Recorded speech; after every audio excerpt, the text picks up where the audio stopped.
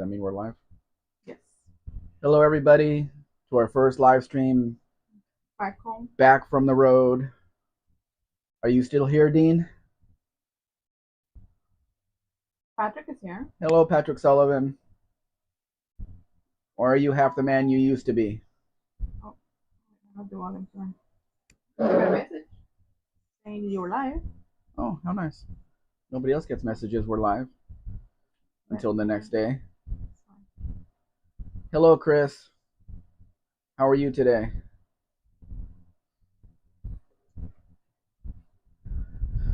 Oh, Patrick says, how the money used to be. Chris says, hey, yo, Dean's still here. we could take that many ways, Patrick. Did you have something cut off? Dean says, some of me is. Chris says, Dean's immortal. He'll always be here. Oh, okay. Grandma Vic is here. Hello, Grandma Vic. Dean says, STP. If you change that T for the P, you'll be swearing in Spanish.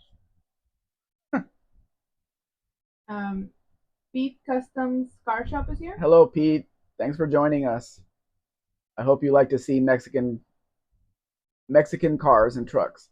If Mrs. Spec would start them going. Sorry. Everyone's exploding. By the way, this is a 2001 model. I don't know why I put 1999, but it's a 2001 model Chevy Love. I don't know what I was thinking. Both of us have been tired since we got back from the trip. It's been what, 4 days now, and we're still tired. I just woke up from a nap, and I very rarely take naps. Yeah, Chris meant to say immoral. Stupid autocorrect. Patrick says, hello, Kiwi is always claiming 5.5. Yeah. A certain Kiwi is always claiming 0.5. Grandma says, hi everyone, sorry I have to pop in and out because I'm doing a live right now. Oh. Okay. Congratulations. We're fine. No problem. Thank you for being in here. Sorry, Vileply's here. Hello, Vileply. And he does fly circles around a light bulb. Yeah, that makes it easier for me to zap them. So thanks a lot for that. No, don't fly. Don't stop. Vileply. Dean says, Chris, you meant immature. Spell check was wrong for sure. Vileply says, good afternoon all. Pete says, I looked up where you are at. Well, I'm glad you found us. You're going to see some cars that are the same but different from the U.S. versions. Buddy Carofano's here. Hello, buddy. Chris says, Dean, just taking the piss. Lol, how you doing? Pete says, I never seen a 4-door truck like that. Well, it was sold in Mexico and a few other countries. The Chevy Love, it's basically an Isuzu just like it was in the U.S., but it continued to be sold here. And they're work trucks. There's nothing luxury here in Mexico. It was just your basic 4-door. You have interior. Somebody redid this interior to match because that's not factory interior, but makes it nicer. 4-cylinder manual. If you're lucky, you get air conditioning. And these trucks have been worked. Definitely worked. Chris asked to Vileply, hey dude, what's for dinner tonight? Chris, why do you ask that? Then we start talking about food. I'm definitely hungry. Dean says, I'm like this. And he puts a crazy face. Vileply says, I haven't decided what to have for dinner. I was supposed to go buy chicken today, but yeah, I didn't. Dean says, I'm still the same attention junkie I've ever been, Chris. Dean says, we can all verify that, Dean. Dean says, I'm so fly, Bio. And Chris says, to Bio, pizza. You want pizza? I'm having some right now. Oh, I want pizza too. Dean singing. This is an interesting car, sold in Mexico new. Most of these were automatics. Most of this style Eclipse with the convertible and everything were automatics. This one is not. It's a manual. So it was worthy of posting. Hey, Believe's here. Hey, Believe. Hello, Believe. Dean says, Buddy Carfano, welcome. Yeah, Buddy Carfano. I mean, this car looks really dirty. Why people take pictures of a filthy car and then expect people to want to want to buy it, I don't know, because it doesn't take much or much money to take it to a car wash and get it cleaned up. But I would have to see that paint close up because it was a special color paint they put on those. I remember the paint really well, and I don't see how it holds up to the Mexican sun. Bafla says, when did fuel-injected vehicles show up in Mexico? I've always wondered. I know the States every car was fuel-injected in 1986 or so. Well, I can only tell you about the Ford trucks that, let's see, it had to be into the 90s for fuel injection. And they started using electronic ignition in 1987 or 1988. But it was, very different across the lines. I really can't tell you. I found this. This is a new Ram Charger I found. Mm. Looks pretty good with those wheels. Still a base model though. Dean says to Grandma Big, I hope Grandpito Big is behaving himself. It looks like it's awesome. And Dean says about 1993 for Mexican Volkswagens. Yes, 1993 for the Volkswagen Beetle. That's when fuel injection came out, and a little bit after that for front disc brakes. But other companies, it's hard to tell. Pablo says the 130 money for their filthy car. Yeah,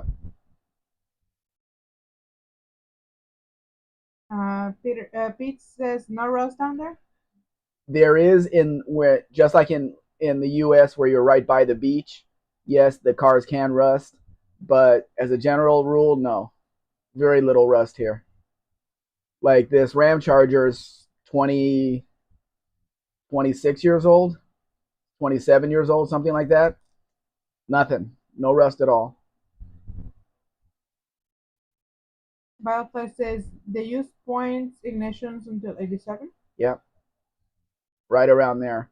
The 82 Ford Carryall that I bought, I'm glad it had points because it started to run rough. I pulled up to the side of the highway, adjusted the points a little, did this, did that, and it was running better than ever. Got back on the road, which was lucky because just exactly where I pulled off, there was no internet service for us to call the roadside assistance. Everywhere else there was, but not in the tiny little pocket that I pulled off, which is always my luck because that was the only place I was able to pull off on that particular part of the road. But I was able to get it going again, and it felt stronger after that. Adjust the timing a little bit, adjust the points and everything, clean them and everything, get it back on the road. Chris says no rust, but I'll bet the sun takes its toll on the paint and interior. Yes, it does. But a lot of people park their cars under their carports or whatever. We were at Walmart yesterday, and 2 spaces over was an HHR, and the whole front of the car was shiny silver paint, but right at the back of the car, the paint had faded. So I'm thinking they have a carport where the rear end sticks out just a little bit, so the sun can hit that, but not the rest of the car. Yeah. It wasn't really badly faded, but it didn't have the shine that the rest of the car had. Bioflex says, oh, that's some experience. Yeah, that's my luck. There's roadside assistance because we were on a toll road, and when you pay the toll, if you break down, you can call the roadside assistance. They'll come out and do whatever they need to get you back on the road for free. And of course, the one little spot that I pull over, we weren't didn't have that option because the phone wouldn't work. Dean says the Chrysler M cars in the US were carburetor right until the end. The death of the carb wasn't until the Toyota trucks and the GMs, Micro, Chevy Sprints, and Geos. Yeah. Mean Street Mopars here. Hey, Mean Street, what's going on? Dean says points died quite late on some Hyundai's and Mitsubishi's cars. Barracuda's also here. Hello, Barry. But why mess with something that works? And you got to you got to take into account that a lot of the areas of Mexico were undeveloped in the 80s. So it's easy to clean a set of points and get your car going when there's nothing around for miles and miles and miles, instead of an electronic ignition module that goes out and you're stuck. You can't do a damn thing. So the improvements, if you want to call it that in quotes, came much later than it did in the U.S. because they were so concentrated on emissions and fuel economy and everything else. That's why they brought that stuff in. But here, they're not going to mess with something until they had to.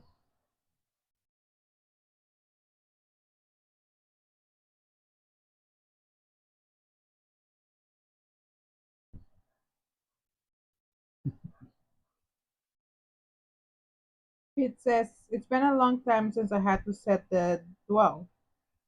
Yeah, I would love one of the machines like we had in auto shop in high school that gave you all the information because I have a lot of cars that could use it. Maybe there's one around Mexico somewhere I can buy and bring here. I don't know. The Sun machine. I was again on top messages. I was not on Again? normal messages. Yeah, whenever the stream refreshes, it sends you back to top messages. Did you check the all messages down there? Hmm? Did you check the all messages with that? Yeah. Okay.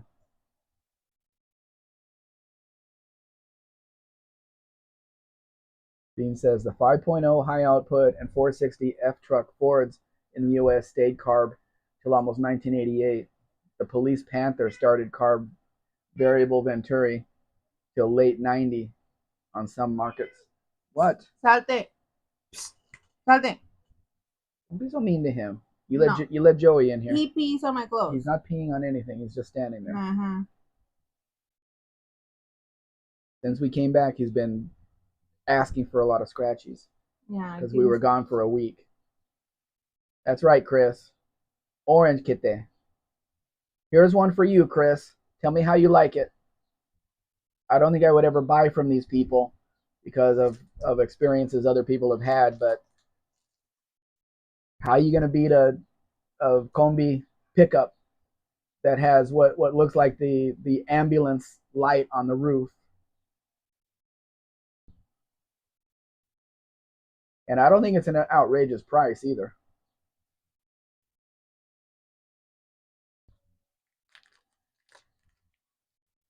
This is the one that was on the road with us. Caramel is all over the place.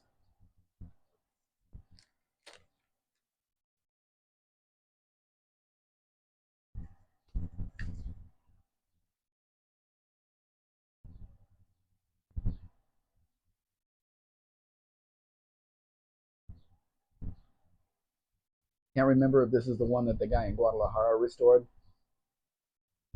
like 2 years ago and he's still trying to sell it.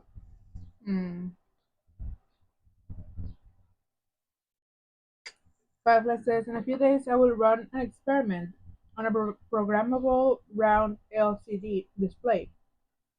I'm letting AI program it so it will work on my car as a speedometer display. The AI knows more than I thought. Don't piss off the AI. That's all I can tell you. Because it'll start giving you wrong information on purpose. Chris says, not sure what's going on with that transporter pickup version with that weird Cyclops light. That's like if it was an ambulance, they put those on ambulances. But it has to be a 6-cylinder. I mean, it's not a 6-volt system, so I'm not sure how bright it would be. But you can see right here on this picture how dull the headlights are. It has to be a 6-volt system. Dean says to Barracuda, it was cold this morning. Who put the frost out? Rough. I think I said that correctly. Firefly says, my digital dash winked out on the wagon again. I researched options. Yeah.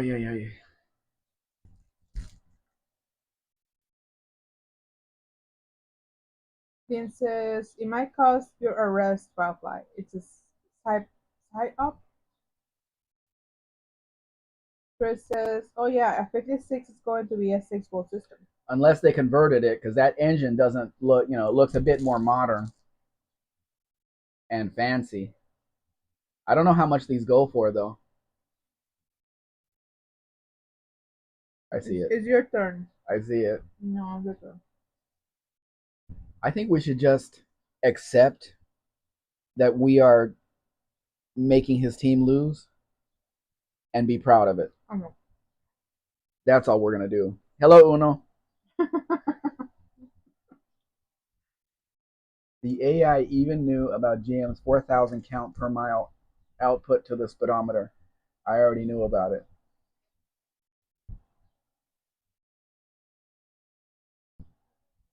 Chris, how much do these 56 trucks go for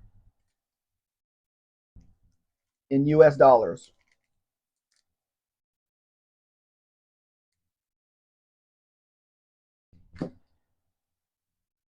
Barclays, so it looks promising.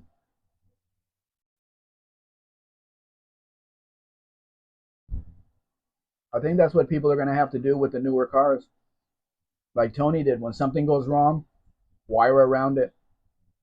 You don't really have a choice. Just to keep the thing going down the street. That's a lot of pictures of that car. Yeah, there was 20 of them. It's from Net Motors. They put as much out as possible. Mm, We've been in Guadalajara how many times, and we never went to their place to look at the cars. Chris says a 56 in original condition, not whatever the hell this thing is, can easily hit six figures. Look up the 56s, Chris. It was not an add-on. It's from the factory like that. Barracuda says I perished in the cold as many of my kind did. Mike N is here. Hey, Mike. What's going on? Dean says the speedometer constants are an easy find on the net. AI is your fast search buddy who's fun to be with, Firefly.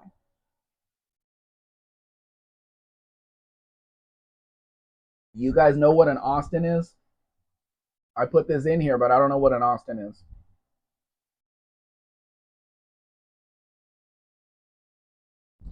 Firefly says I do not expect the AI to even tell me the wiring colors, too. But was it correct? That's what you have to do. You have to check their work. Dean says Austin 830. Yeah, that's what I put. Why is it in Mexico? And why has it been in Mexico for a long time? Uno says an original 56 is 250 to 300K. A rebuild and restored is about 80 to 130K. Oh, so there's a huge amount of money to be made on that truck.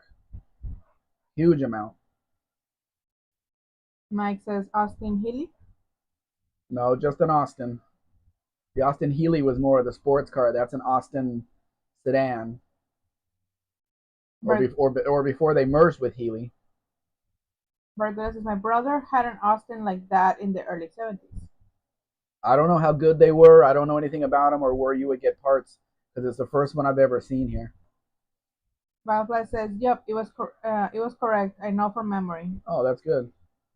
Because you Dean, never know where AI is getting their information. yeah. Dean says it's like Nets atomic dustbin. Dustbin. Maxi Spectre. Dean says Austin. Mike says Austin, not Healy. Right. Wow. Somebody did this interior in this Ford wagon. Doesn't cost much to get an interior done here. But this doesn't look right to me.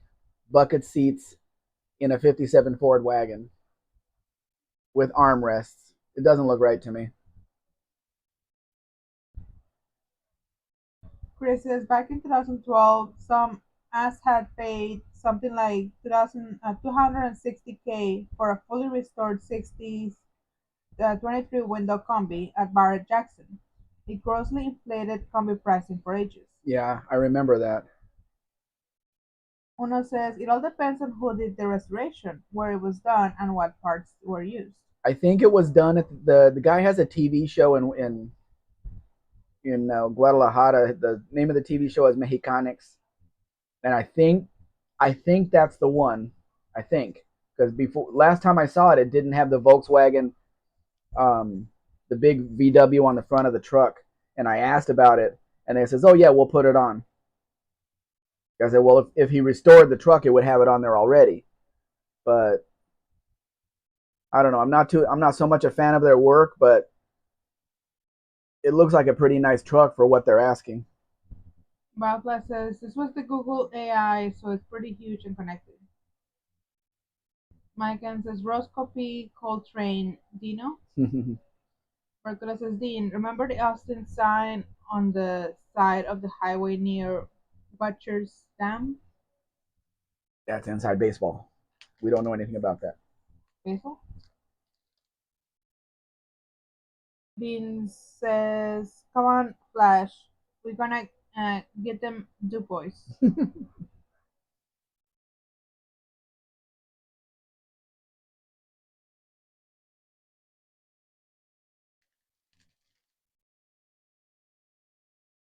On a car like this old Beetle here,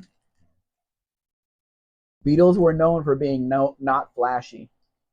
So somebody takes this beige Beetle and puts that brighter brown interior in it. It just somehow doesn't look right to me. Because I seriously doubt that would have come in that car from when it was new. I don't know how you would tell. I don't think there's any records or any numbers on the car to tell you what color interior it had or anything. It was just a Beetle. Nobody cared. But that bright interior really stands out. I don't think they would have made that from the factory. And he hangs the license plate off the side of the bumper and puts that other thing where the it should be. And why is the thing so wide on the back of that car? That's an old car, so it should have the really small license plate light I don't know. cover.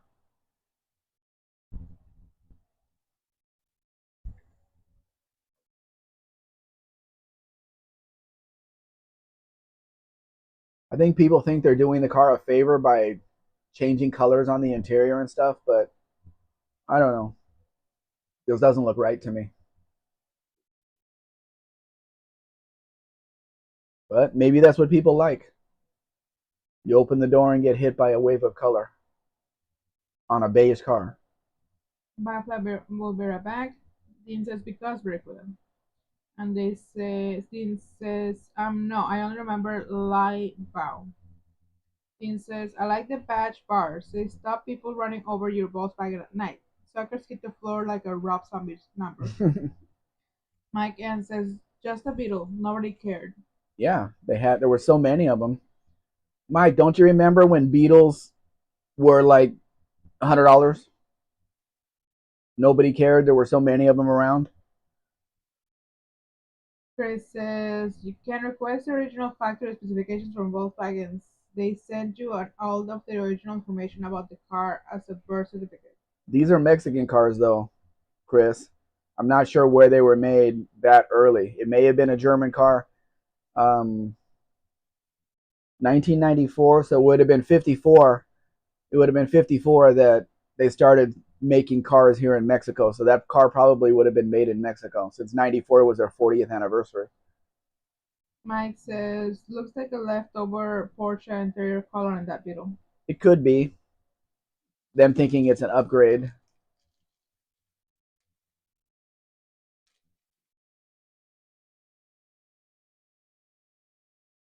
I'm not sure the factory here kept any kind of records like that. Doesn't sound like something they would do.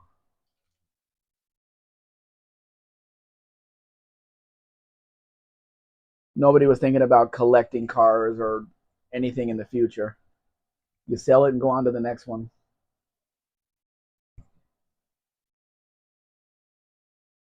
The 61 Ford has that extra trim at the back, so I'm not sure what model it was. That's why I didn't put it in the description.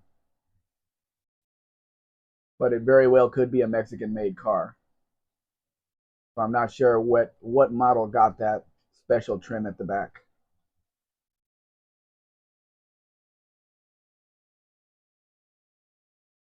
Uno says, I was getting some Beetle parts powder coated, and the guy that owned the place said when he was a kid, he went to buy an old 60s Beetle for $25. He paid $25, but left with 3 Beetles. Yeah, take them all. Take them all. Yeah, that was the prices when people didn't want a car. You could offer them anything and they'll take it just to get it off their property.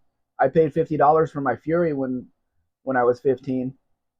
Took me a while to come up with the money, but still, paid $50 for her. That was the price. You guys can tell me what you think about this thing.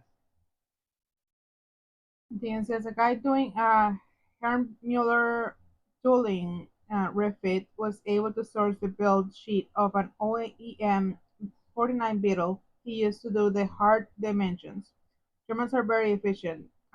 It'll be the loss of the Audi Quattro tool. I'll bet the loss of the Oh, Audi Quattro tool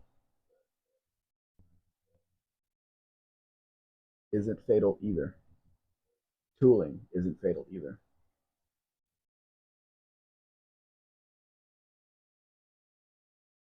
hmm.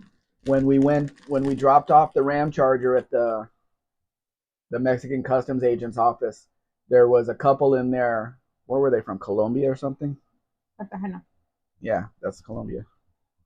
They were in there from Colombia. They brought their motorhome from Colombia to Mexico. They were importing it so they could drive around all over Mexico. And I was thinking to myself, they're really going to stand out, especially with their Colombian license plate and the fact that you don't see very many motorhomes here. They're really going to stand out, which I'm not sure is a good thing for them. But at least the wife knew English. She asked me what were a few words, but I told her, and the husband's like, I don't speak English. No English.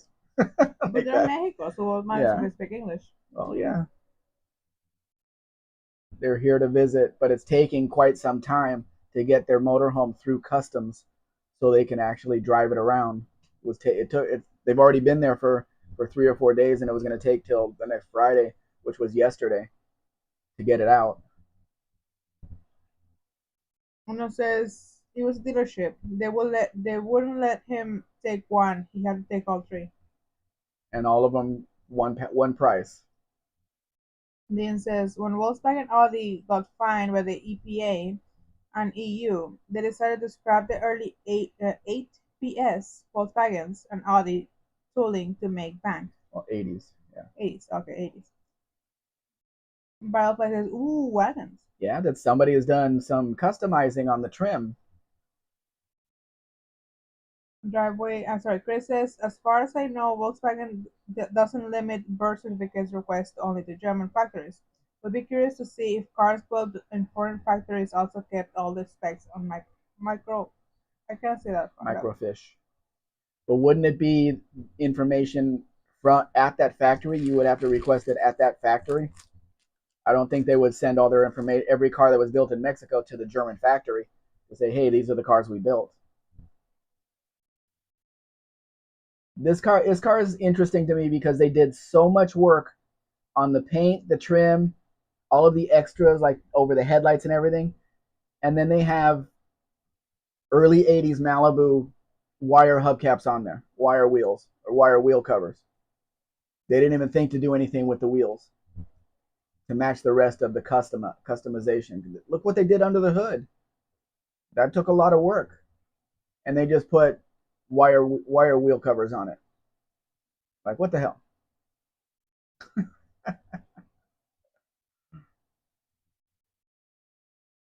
Bioplay says, oh yes, it's very nice. Rear side pipe exhaust. You don't see too many '62 Chevy station wagons around. '62 was not a popular model. Here's something funny. I was watching the Fridays with Frank last Friday, and it's his 200th episode. So the actual sheriff went out with him, and they were behind this Chevy that was driving with no license plate. So they got behind him, turned him over, pulled him over, and the sheriff gets out and starts asking him questions about the car. He just got it off of transport. He's driving it home. All that's no problem with the car or anything. But the sheriff says to other police officers, he's like, "I'm a car guy. This is a '63 or '64 Chevy." Oh my god! You're a car guy. Yeah, you can't tell a '63 with pointed rear end from a '64 flat rear end. You're not a car guy if you can't tell a '63 from a '64 Chevy. And then he's like, "You have a 409 under the hood?" He's like, "Yeah." He opens the hood, and it did not have the 409. They didn't get a real close shot, but it did not have the 409 valve covers on it. Yeah, I'm sure it's a 409. Mike N says giant downlight. You got to see inside. Yeah, we saw it there. No, I mean you need a big dome light so you can see Oh. inside at nighttime. Una says, did you get Corvairs? No, there was no Corvairs here. That was way too complicated a car for them to sell here.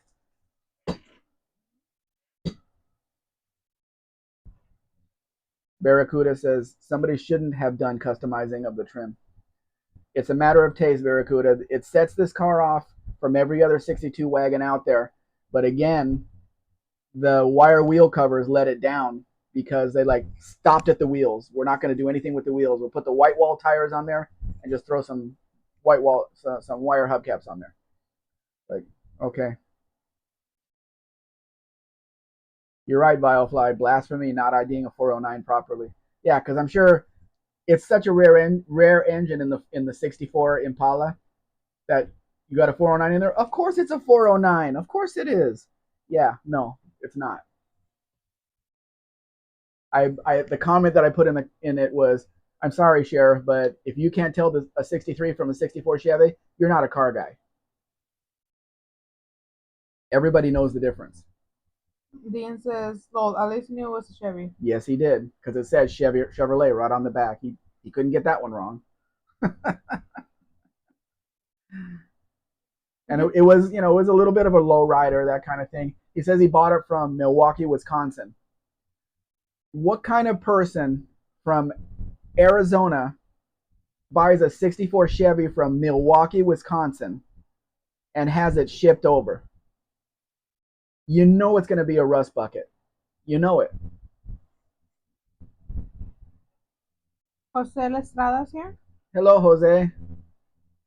Thank you for joining us. Did you pick up the cover from the Chevy? Yes, I had to bring the washing machine in. It's probably blown off again now since there's wind out there. Okay. And the washing machine's out there. Okay. Waiting for you. I don't think it's leaking. Oh, yes it is. I see the water leak. I left the hose on. Dean says, walk this line, Sheriff. Buffalo says, Wisconsin will not apologize for its cheese. It can have all the cheese it wants, but I would not buy a car from Milwaukee, Wisconsin. You guys know what I'm talking about. Why? Because it rusts. Oh. The car's 60 years old. 62 years old. There's no way it's not rusted there. You don't know if it was only there for a couple of months or something?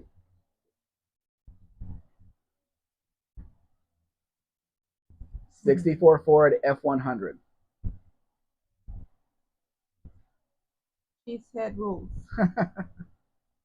Says Dean. Buffalo says salt damage. Yeah.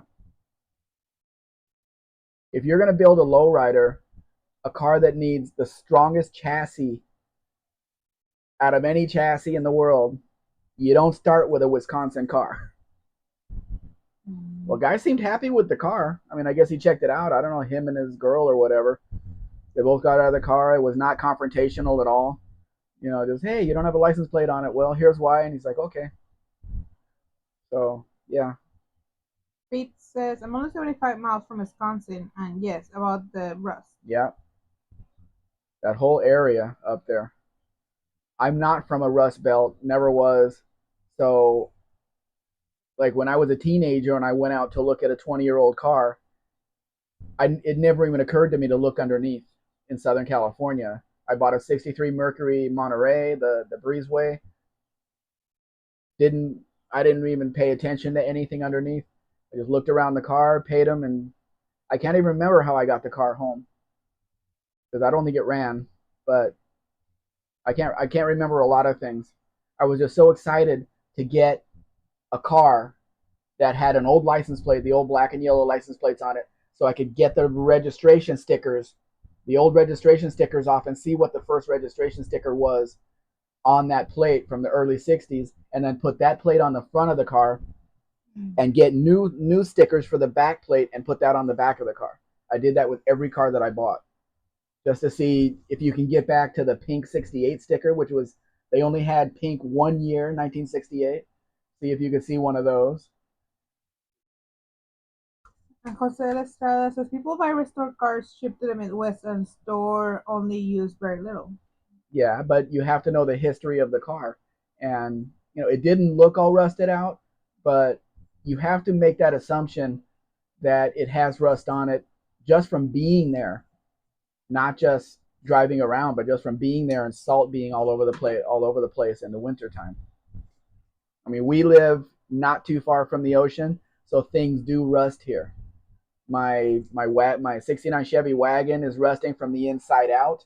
Out the rust is coming out from under the rear windows, and one day I'm gonna have to take that car apart and redo everything on it. And my '81 Impala, the A pillars are rusting and all kind just sitting here in the salt air. I don't think it's affected Sherry No, very because she much. has that code on her.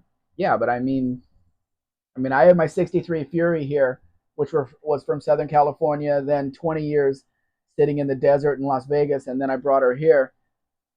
Her body's as solid as can be. No rust anywhere on her. There's surface rust, but there's no rust through anywhere on her. Barracuda says, wasn't there a 348 Chevy with the heads like the 409? Yeah, it looked very similar. The 409 and 348 had the special shaped things on there. But I did all I saw was regular valve covers, with as close as they got to the engine. Chris says, winter beats are or were a thing up here in the Rust Belts. Winter beaters. Okay. Chris Yeah, says, beaters. beaters, yeah. Well, Balfa says the 348 and 409 had similar valve covers and other stuff. Balfa says, same engine family. Barracuda says, she's real fine. My 409. Yep. Dean says 409. Bellplay says, even though I work as a mechanic, I've never considered myself as a car guy. Not much of a fanboy myself, just a thinker. Tinkerer. Tinker. Okay, sorry. What I always liked about old cars was the way that they felt when I drove them. I still do, which is why I don't change anything. The cars stay. If the car comes to me like modified, like my '63 Savoy did, I find the original wheels, the original wheel covers. I put everything back to the way it used to be and should have been from the beginning, and that's how I drive the car.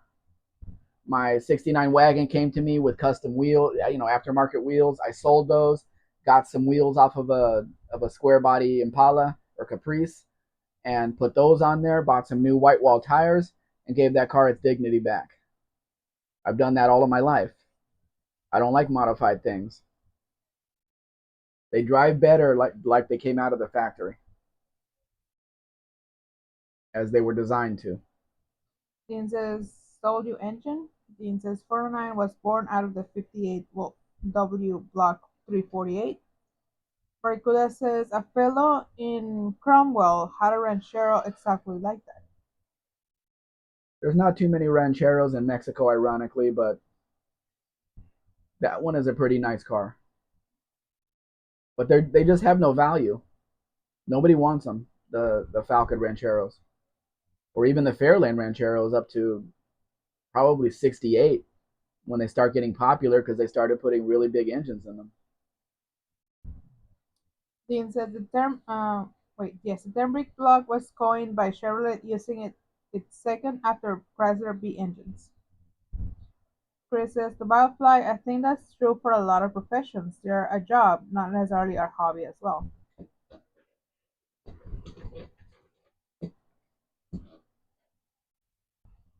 Yeah, but you're missing out on a lot of cool old cars.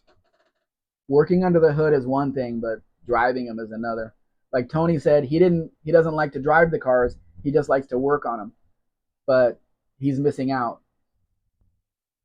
Will the Trill is here. Hey, Will. And Firefly says, I'm a fan of engine modifications. I'm not. It came out of the factory a certain way. The slant six can stay exactly the way it is. Doesn't need anything. Maybe it needs the 2-barrel carburetor from the Super 6, which I might do on my '63 Savoy, which will give it a little bit more power. But other than that, there's nothing I need to do to it except maybe install air conditioning, which I have the whole thing in the trunk.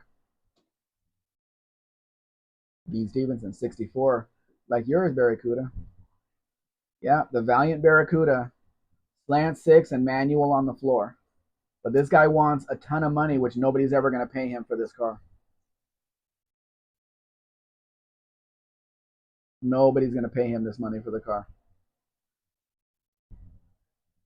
Barracuda is a 64 model. What month were you born, Barracuda?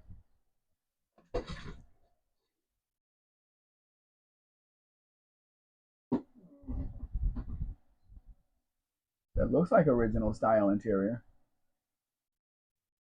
But I don't know about the piping. You keep forgetting to put oil in my chair. I'm not forgetting. You know where the WD-40 is. No, it's a boy's job. Oh, is it? Yes. Uh-huh. Washing dishes is a girl's job, right? No. Why not? I think it is. I think it is. Yeah. No. Now this is interesting because it looks like he has on the 65 Coronet, looks like he has the Magnum wheels on it. Danny Boyd is here. Hello, Danny Boyd. Yeah, those are definitely Magnum wheels. Kind of a waste on that car. The Tower of Power. What's the Tower of Power? The leaning tower of power. That's the slant six. Oh. It is definitely leaning. Yeah. One mod I like to do is use the mechanical fuel pump as a vacuum pump and stuff a big cam in the motor without losing power assist to the brake booster. Hey, Lester. Hello, Lester. It's good to see you. How are you doing? I haven't seen you in a while.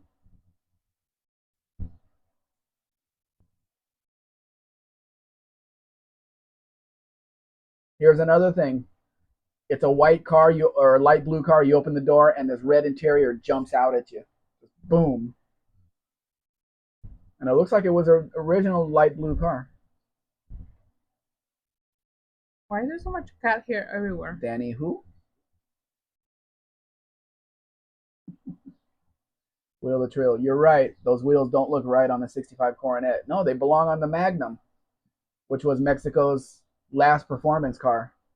It was a Diplomat 2-door 360 4-speed. That was the only car those wheels came on. But I guess the guy bought a set somewhere for his Coronet. I don't know how it works with four-wheel drum brakes though. But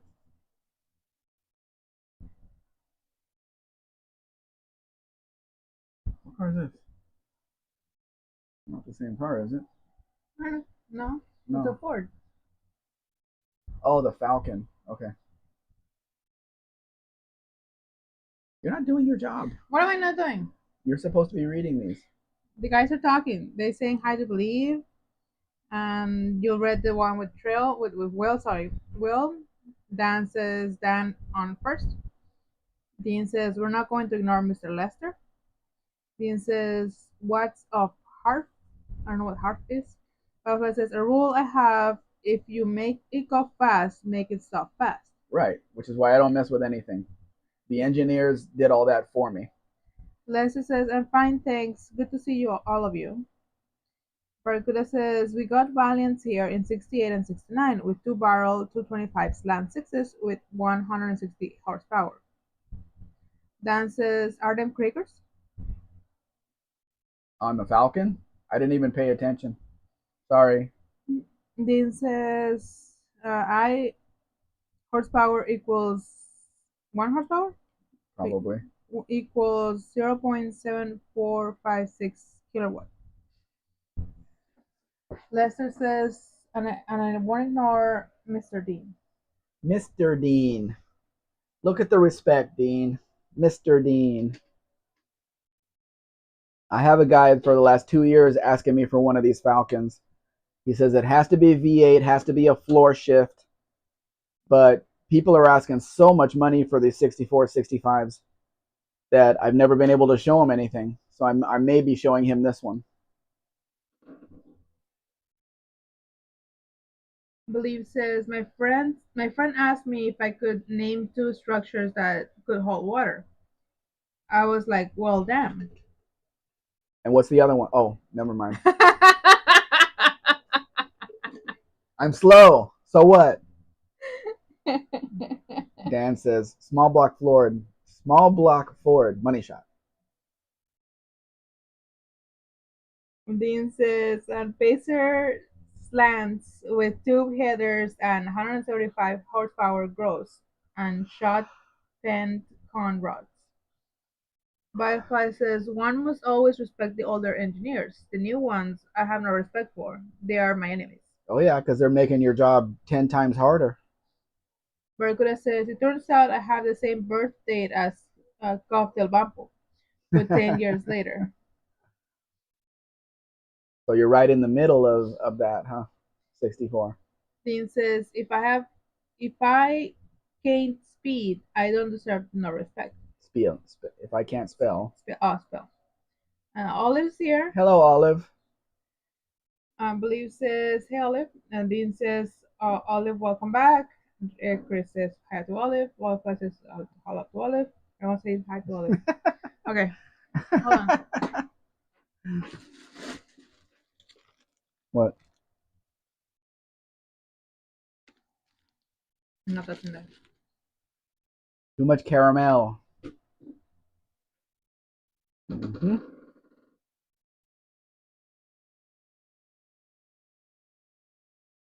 Is this moving?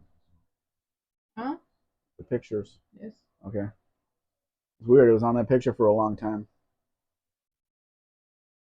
And I put this Mustang. Pay attention to the front to the front of the hood. This guy thinks this car is restored. Chris says, you can't have too much caramel. Mythbusters proved it. Well, I can. My teeth say no more. And the rest of me, too. Olaf says, hi, Mex, Mrs. Spec, Lester. Hello. Believe. There's no ice in it anymore. Whenever I get insecure around pretty girls, I reach into my pocket and grab a tiny rock. Then I feel a little bolder. Yes, you do. Yes, you do. Look at the hood on this car. He thinks it's a restored car.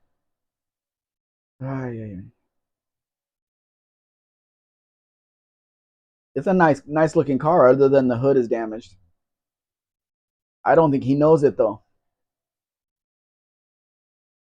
I have a friend that has a Mustang like this. It's kind of an aqua color. And I told him about my experience at the Imperial Palace Auto Collection in Las Vegas. Hello, Kim. Ah! You're not talking fast enough. I was waiting for you to stop talking. Well, I have to finish my story, and I couldn't let Kim stay there. So, hello, Kim. Say hi to Kim. Hi, Kim. So they have in their collection, I don't know if it's still there, but an original Mustang that's never been painted, has almost no miles on it, all that stuff. One of these 65, 66 or whatever. And what I took notice of was the headlight surround, the headlight bezel is a little bit different color than the rest of the fender and the hood. And that's the way they came out of the factory. Most people don't know that, because you're not going to find an original paint Mustang. Or maybe, you'll think, hey, maybe the sun faded it. No, this car's been inside all of its life, and the headlight bezel just a little bit different color than the rest of it, probably painted in a different place. So I told my friend that's the way they came out of the factory, and he's like, you know too much about cars. That's what he said to me. Well, yeah, it's just the way it was. Dean says, BIY, people with too many stones often go home alone. For instance, if you take your dentures out and clean them, the caramel meter resets and you can have more. Okay, then my throat's going to tell me, hell no. Firefly says, I sure hope my dash experiment works out. Nice Mustang. We're all pulling for you, Vilefly. Barracuda says, and Mythbusters also prove the woman create gas. Dean says, Firefly, it'll rock, but you have to have a hacker algorithm to stop EMFs taking out vital data. Believe says to Dean, that rhymes a little bit. Firefly says, the last time I drove one of these, the rear bumper fell off during the test ride. That probably was not a Southern California car or a Mexican car. What I look for on these, and I didn't see it in the pictures, is to see if it has kilometers on the dashboard. The front lights don't look right either, but they can be removed. Um, in the 80s, people came into Mexico and bought all of these 65 Mustangs, 65, 66 Mexican Mustangs, and took them back to the US to sell them over there because the values were going way up over there. So when you see one here, over the years after that, people have brought US Mustangs back to Mexico. So I look to see if it's a kilometer dash or a miles per hour dash just to see if it was originally a Mexican car. And the very first Mustangs in 64 and a half weren't made in Mexico.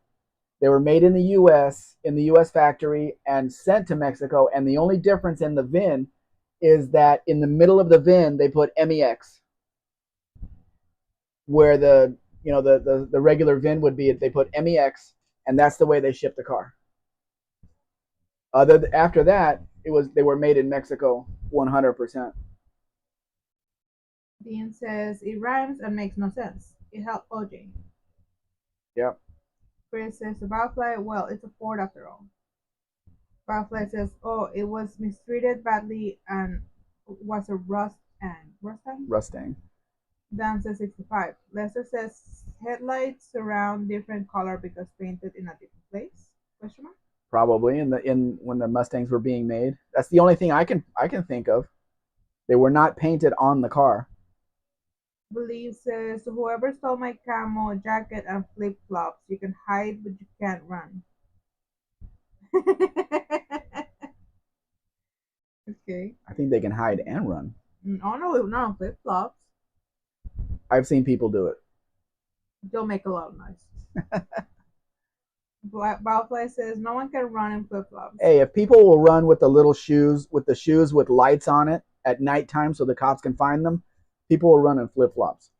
Dean says, sorry, Mexican Spectre, I didn't mean to re traumatize a brother. Barracuda says jandals. Dean says, I can, but it takes weeks of the super glue to come off. Super glue. Super glue. Cola loca. Okay. There's quite a few Volkswagens in here for you, Chris. Chris says, if the lion chasing you is fast enough, anybody can figure out how to run in flip flops. If you're smart, you take the flip flops off and carrying them in your hand and run in bare feet. You won't feel anything anyway for a while. Those are interesting wheels on that. Very wide wheels on that Beetle. Somebody went out of their way to find those wheels for it. See, now here's an interior that works because the interior matches the exterior color, and then it has the beige seat inserts that match the door panels. That's how it should be. Chris says, oh sure, tease me with a Cavalcade. Thank you. Cavalcade Volkswagen. That's what I'm here for, Chris. That's what I do.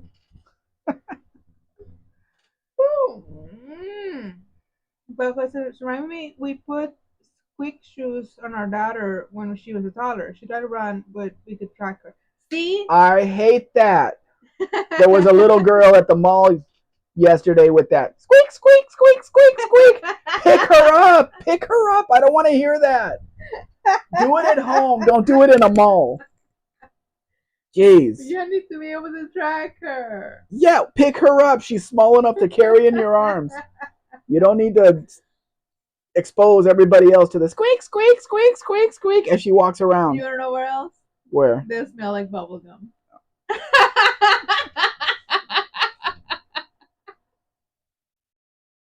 No. But he says, I think they're different color because fender is steel and headlight surround is aluminum. That's very possible. But I still think they were painted in a different place. I don't know. I don't remember how they did it in the factory in 64 and a half. But Carafana says, I think they're a different color because fender is steel and headlights surround is aluminum. I just read that. Oh, sorry. Buffalo says ham. Olive says, yeah, that's a nicely done interior. And then we get to this one, this Fiat, this Renault, and again, just a bright red interior in a dull looking car. Ugh. Buffalo says she was runner. That's what a leash is for. You don't need the squeaky shoes. You put a harness on her and you have a leash on her. Chris says, I think Buffalo sent his daughter down to Mexico. The speakers that's just to annoy you. Yeah. Well, people think it's cute, but it's not. I bet they don't. I bet as soon as she walks in the door, they take those shoes off of her and hide them on a really high shelf so she can't walk around the house like that. I'll bet you. That's an evil laugh. That's an evil laugh from Mrs. Spec, thinking, now I know how to annoy him. I want to buy myself some shoes like that. Anime. You just want to cover my bed in fur, don't you? Yes, It's already covered in fur. It's warm out there. It's hot out there, so he's losing his hair. He's shedding. Papa says, oh no, not the leash. Yes, the leash. Please. It's quiet. That rear wheel looks weird. Pushed to the back of the car. That's not good. Definitely not good. Definitely not good.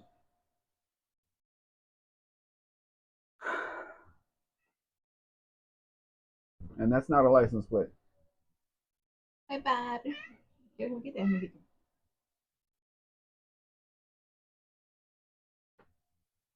Ahí está. I thought I saw an orange thing go under me. Firefly. Nope, we had the squeakers that were removable from the shoes, so we did not torture everyone all the time. Well, that's considerate of you. These people were not considerate in a public place in a mall. Well, the mall is where you lose the child, not the house. Why would you let a 2-year-old walk around a mall by herself? That's just dumb. Firefly, we showed mercy. Stop being cute, Joey. Stop it. It took 2 days before Joey was stopped being pissed off at us. I think he's still a little pissed off at me. Beats wants to know how many cars do you own? I own 9 right now, I think. I think it's 9. Lester, it said at the beginning of the pictures, but I don't remember. You want to put it back? Pete, when I was living in Las Vegas, I had over 100 cars of my own. Every one of them registered, every one of them insured, paid every year, and just sitting in storage lots. That was a bit too much to handle. But I only have room for 9 here. There's room for 1 more in front of the house. Wait a minute. 1, 2, 3, 4, 5, 6. No, I have 8.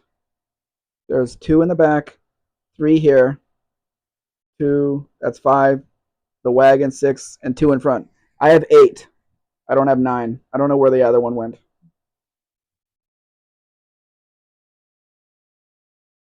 But Pete, when I was in Vegas, I would go to impound yard. They would sell the impounded cars. I was buying cars for $5. That's all anybody would bid on a Lincoln Mark V. Good engine and everything, but nobody wanted it, so $5. So why not? Other than I need to store them. Policarpano says, squeaker shoes is a bad. When I bought my nephew a drum set, brother was pissed for weeks. Oh, I always threatened to buy my son a drum set. Well, I have a good relationship with his mother, so I'm glad I didn't do that. Chris says, I think it said that it was a 1970, but it's definitely a Mexican Beetle. Very different than the U.S. model. Yeah, it's very possible because this one's a 71. Mark Sobe is here. Hello, Mark. Good evening.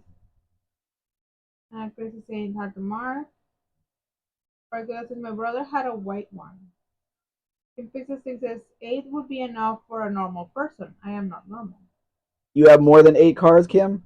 I only have room for 8 cars, except for there's room for 1 more car in the front, in case I bring a customer car that we need to do something on.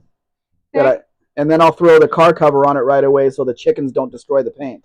Technically, there's room for a small one here, but then I wouldn't have room Right. to Yeah. go back. There's if we can finagle it, I'd have to move all the cars out. We had the Mercury Capri sitting back there once, But then I wouldn't have but room no, for laundry.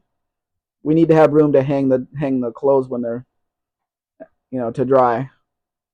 And we're over triple digits now. It's been like it was a we went out to the store yesterday, got in my Durango, started it up. It was 105 right at that moment. So yeah, we're over triple digits now. Chocolate says, I like the wire basket slash drink holder. It's custom. You got to make storage where you can in these Beetles. There's a place in Guadalajara that sells anything you could want for a Beetle, any replacement parts or custom parts or whatever. Thunderbird is here. Hello, Thunderbird. You see, Pete says, I have three running unlicensed cars. I have 2015 Jeep Renegade, 2008 F-150 STX, and a 1979 Chevy G20 van. My cars range from 1963 to 2000. So I don't even get into the 2000s because 2000 was the last year for the 1900, the 1990s. So I don't need a new car. Thunderbird says, Hola amigos and amigoses. This says, the most I ever had at one time was 5 cars. Was it for space or what? Because if I have space, I'm buying more cars. I know. Papa says, no one here is normal. This is a group therapy. True, absolutely true. But Kim, I don't want anybody in here to say don't buy more cars because the more cars you buy, the more cars are saved. Kim says, there are at least 14 here, but at least 6 of them are parts and never going on the road again. Okay, so we're even. We both have 8 cars. Papa says, have Thunderbirds here. It says it was 82 degrees in SE, Minnesota today. Southeast Minnesota. Thunderbird says, why would a Posey drive shaft be spinning in park? Why would a drive shaft be moving at all in park? Doesn't matter what rear end it has. Olive says, hey Kim, just gonna go dodge this migraine if I can. Later, y'all. Well, take care, Olive. Hope Bye, you feel Olive. better. Papa says, Posey drive shaft? Elaborate, please. Chris says 58 degrees Fahrenheit here, but it'll be 86 Fahrenheit on Monday. Freak 2 day heat wave. Geez, that's cold for us, but we're used to it. I think what we're gonna have to do is I'm gonna have to start sleeping in the room with Mrs. Spec because she has the air conditioner in here, and We need to sit down and figure out how to move this so I'm not in front of the air. I was knocking. It was me. It was me. Stop it. yeah, well, where was it last time? Over there? I was over here. But if the air No, leaks, you weren't over here because I was sleeping in the bed. The bed was right here. no, the air was over No, here. Yes, not last year. I see. I was sleeping right here because the light was right there in my eyes the whole night. Last year, the room was exactly like this. Well done the year before. Uh-oh. Pete says broken spider gears. Well, the only thing I can think of is a broken spring on the parking pole inside the transmission. Kim says, feel better, Olive. Stop in later if you can.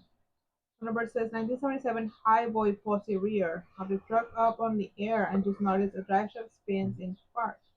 Is the park spin Shared. sheared off maybe?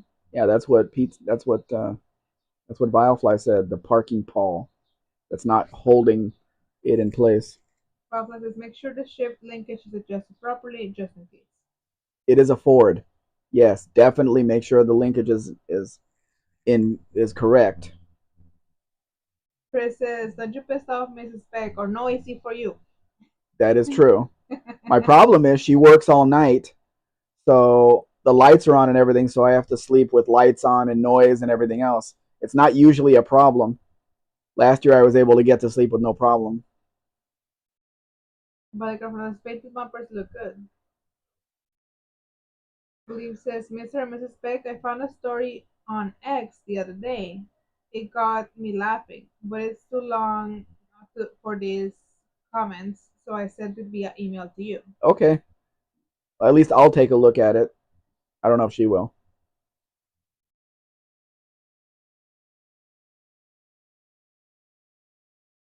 Thunderbird says, "Man, this truck is full of surprises. The gift that keeps on giving." There's probably a lot more gifts it's going to give you. They're worked hard when these trucks are worked hard all of their lives. Pablo says, "There's usually a sweet spot where the parking hall does not engage, mostly a Ford thing." Absolutely true. Cars and trucks from that time period. Are you jealous? I think Joy is jealous that I'm petting Close your eyes, Joy. you.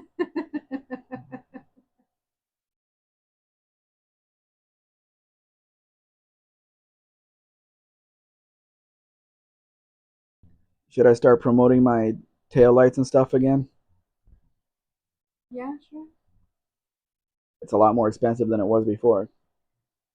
Well, if they want it, if they need it. Yeah.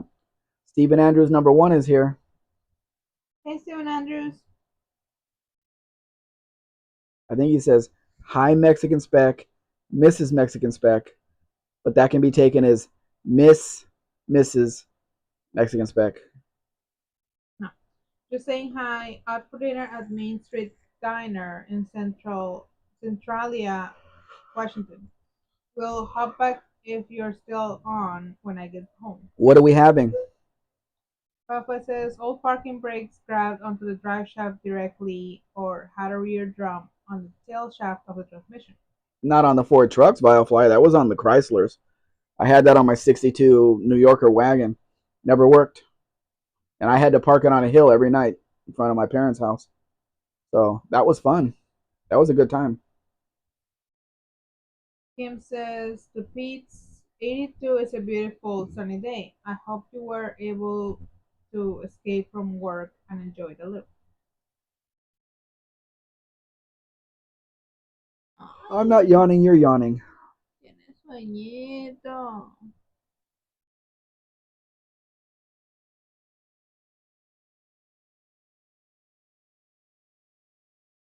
Pete says, "Hey Kim, I just got done working about 2 hours ago." Polycarp says, "What cars do you sell taillights for?" Well, for example, the side marker lights of this Jeep that's on the screen, we have those. I have a website. I have it all set up. I just wasn't able to send the stuff out before because of the problems with tariffs and everything, but I can do it again. It's just that the whole system has changed, so I can't have my supplier send it out. I have to send it out from here, which means he has to send it to me, so it increases the cost. But I have Duster tail lights, I have Dart Sport tail lights, side marker lights, some turn signal lenses for the Dodge Darts, stuff like that.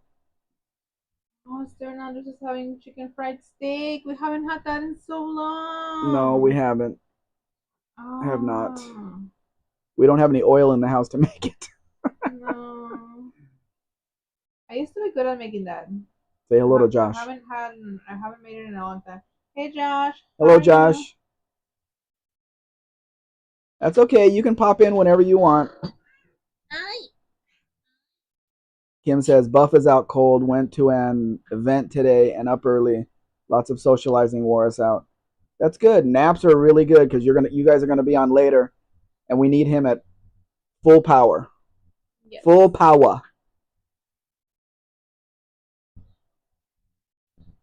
Barracuda is gonna have some boiled silver beet. Both of those words sound bad to me. I don't want to eat anything that's silver, and I don't want anything that's a beet. I don't know what it is. I don't want to know what it is. He's always talking about weird things that people eat. I don't know. So I'll be right back. no.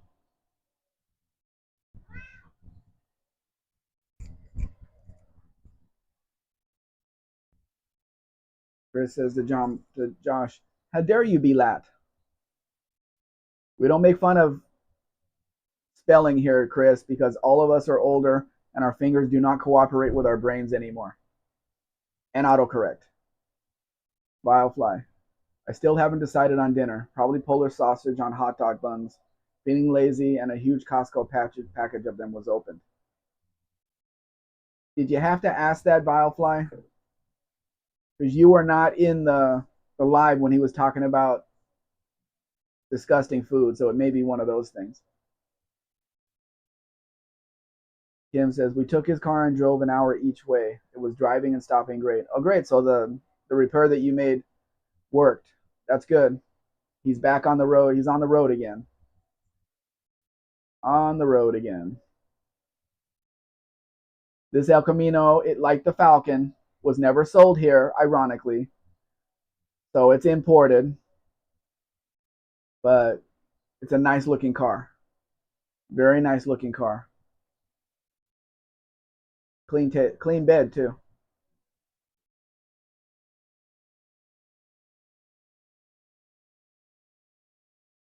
Why don't you go with her? Go follow her. Why do you have to be laying here? Darn cat. Darn cat.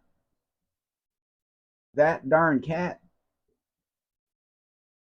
I mean, it's not like the cat goes out and steals money from people and brings it to us like that cat we saw on videos. He doesn't do that. Why don't you do that, Joey? Why don't you do that? Go bring us some money. Go find some. Factory air conditioning in this El Camino.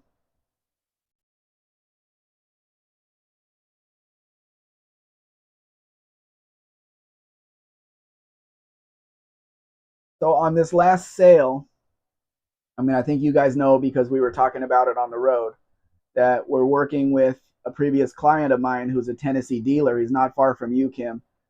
And he's going to be getting the Tennessee title for the Ram Charger and selling it to the client with a Tennessee title and a temporary tag so he can drive it home to Michigan. So I hope we'll be able to do more business, but we're kind of up in the air right now with if it's going to be able to get onto the ship. We're not sure we have the booking. Have you ever guys heard of this? The Ramirez that was made in Mexico for Mexico. It came in, a little pickup like this. It came in little SUV, kind of like a Jeep thing. They made a big van, a big van like that Mercedes thing, Ramirez. Not many people know about this name. The Mexican car, the 100% Mexican car, is just gonna come out on. They're saying it's gonna come out in either June or July. The electric? Yeah, they're saying it's gonna be between 90 and 150,000 pesos. That it doesn't have air conditioning. I don't remember if it has air conditioning, but it like I think that it's gonna be sorry. Well, finish. Oh, it's gonna be like a small car. It's gonna be for only for the house, like for right around town. I think it's 50 kilometers per hour tops. Like it's a small car. It's gonna be even. Barracuda asked, "Is it a car or truck?" If you're talking about the Ramirez, they're all trucks. I didn't mean to cut you off, but the comments are going to the top, and I need to get through them because you're not looking at them. Where are you? I don't want to talk about boiled cabbage. Believe says this is the first time I've seen one. Yeah, they're very hard to find, and if somebody takes out the original engine in it, then it lowers the value because they came with a diesel, I think. Regula says it seems that silver beet is what we call it in New Zealand. Elsewhere, it's known as I don't want to talk about anything like that. To me, it's the same as spinach. Oh, okay. Josh has never heard of the Ramirez either. Pablo says didn't know of Ramirez. No, they're hard to find these days, and I'm not even sure they sold a lot when they were new. Chris says barracuda. So basically, you're eating the food that real food eats. Don't be rude. Kim says, I am interested to hear how all of the process goes. Well, Kim, as you know, that you don't require VIN inspections in Tennessee. And this guy, Adrian, he imports cars from Japan. Like he does 3 or 4 cars a month from Japan and advertises them and sells them. So as soon as the customs agent sends him a copy of the stamped customs documents, he can take the documents to Tennessee DMV, turn them in for a title, and he gets his title in 10 days. In the meantime, the truck is transported from the port to Tennessee, and he delivers it there at his property. So, I don't think it would work in any other state because the vehicle would have to be there for an in-person inspection. Although being an Oregon dealer like I was able to do the VIN inspection myself and sign it myself because I was an agent of DMV. So, you know, Kim it also works has, out. sorry. Kim also has never seen the Ramirez. Bafle says, I let the animals eat the vegetables, then I eat the animals. It's the way of things. Yes. Mercola says, yes, Chris, but yesterday I had steak with my chart. Lester says, never heard of it. God, nobody's ever heard of a Ramirez. Chris says to Bafla, exactly. Animals are simply concentrated vegetables. Hear that, Joey? He left. Bafla says, tender, tasty, juicy vegetables. Well, Carfano says, Ramirez looks like a scout. Yes, I think it came in a couple of different body styles, but it might have been a made to order type thing, whatever the customer wanted. I'm not sure of the history of who made it and how many were made and what body styles or anything because they're so hard to find. I've only seen a few of them. The last one I saw had a more modern engine in it, and it's basically just the body. So, because I had a client that's been asking me for years for one, but he wants one original that has everything that they came from the factory. So, as we're talking about the Ramirez, there's this TVR on the screen that I've never seen anywhere, but it's sitting here in Mexico for some reason. Yeah, the TVR, Josh, I've heard about them because I've seen it on VinWiki, and the shows that they did, but this one is sitting here in Mexico. I don't know the history of this one either. It looks like a pretty solid car, but I guess those lights in their showroom would make any paint shiny. It does not look comfortable to me. Look how high your arm has to go to shift it. That does not look comfortable to me. Hmm? Look how high your arm has to go to shift it. Oh. Look how high between the seat and up there. Your arm is going to be up here as Yeah. you're driving it. That doesn't look comfortable to me. But some people like these kind of cars.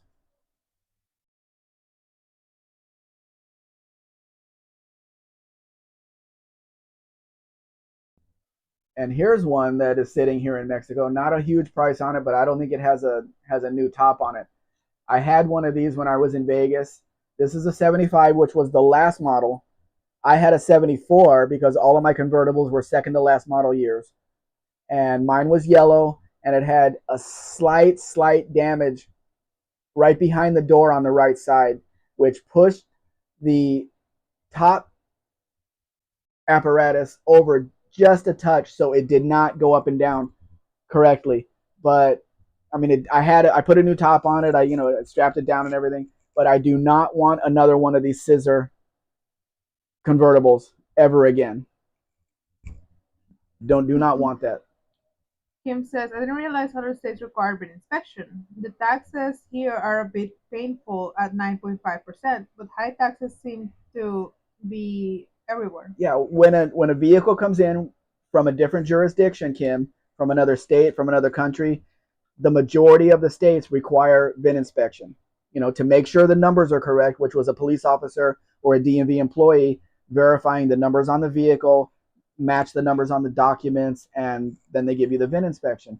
In Tennessee, it doesn't look like they require that. Like you got your Texas title on the Zephyr, he sent it to you. You got your Texas plate, you get your Tennessee plate and everything without having to have the car in the state for an in-person inspection. That's very rare, but it'll work out for us because he's a dealer and he can get the title. He says it's taken about 10 days to get a title when he turns his paperwork in for the Japanese cars.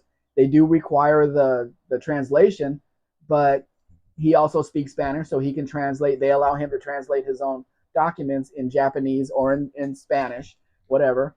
And he knows the whole process because he does Japanese cars all the time. So it's the perfect setup. And we're just not sure that it's going to get onto the ship right now. Yesterday, I sent the money to the customs agent here, and after that is when she told me the ship is very full. So we're gonna see. Firefly says, another result of my AI tinkering. Found a downloadable offline database program with a huge configurable library in case of doomsday for the internet called Qwix. Uh, got a bunch of old books now. Oh, okay. You mean like car repair books?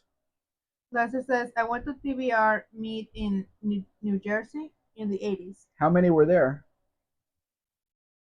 Chris says 8.5% sales tax here in New York. Well, because Adrian is a dealer, no sales tax is due because he's selling it to a customer in Michigan, and the sales tax will be paid in Michigan.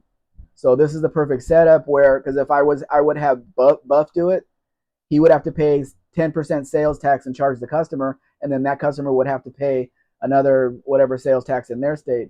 But in this case, since he's a dealer, he gets the title in his dealer's name, and then he sells it to the end customer in his state and issues the temporary tag, and it goes to, this one's going to go to Michigan. So it's a perfect setup. Sorry. Barbara says Kansas is a bin inspection state. Missouri is a safety inspection state. Lester says the color does not suit the oats. Lester says probably 20 TBRs. Well, that sounds like a lot of them. Vilefly, I bet in Missouri, if you brought a car in from another state, they would require an in-person VIN inspection as well to verify the numbers before they issue a document in their state. It always surprised me that Tennessee does not require that. And who knows, maybe one day they will. Because there could be mistakes on titles. I've had it many times that an I is a 1 or something like that. And, you know, the mistake just goes from one state to the next state to the next state. And most states don't allow that to happen. Barcuda says, I came across a recipe for a good placenta, onion, and garlic pate yesterday from Hugh Burnley Whittingstall. If anyone would like a link to that. You. Firefly says Wikix has auto repair libraries also. I ran out of space downloading. I haven't looked through all of it. Get a new computer. Chris says very good. I was hoping you'd refrain from bringing Kiwi cuisine up again. Yeah, we all hope that, Barry, because at some point all of us are going to have to eat something tonight.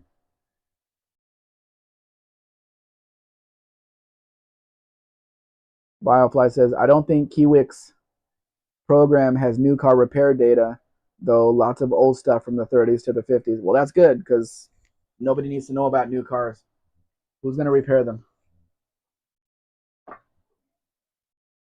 Got to keep the old ones on the road as long as possible.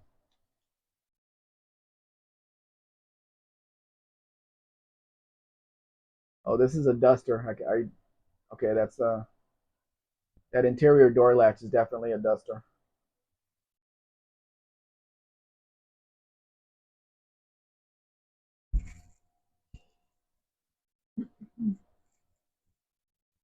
Mercury says, I thought just one more time, Chris. But none of us are going to be hungry after you post that. Lester says, or at some point, we will puke. Yeah. We will all puke. You don't want to even know the stuff that he was posting in Kiwi's thing. Something soaked in urine and then cooked.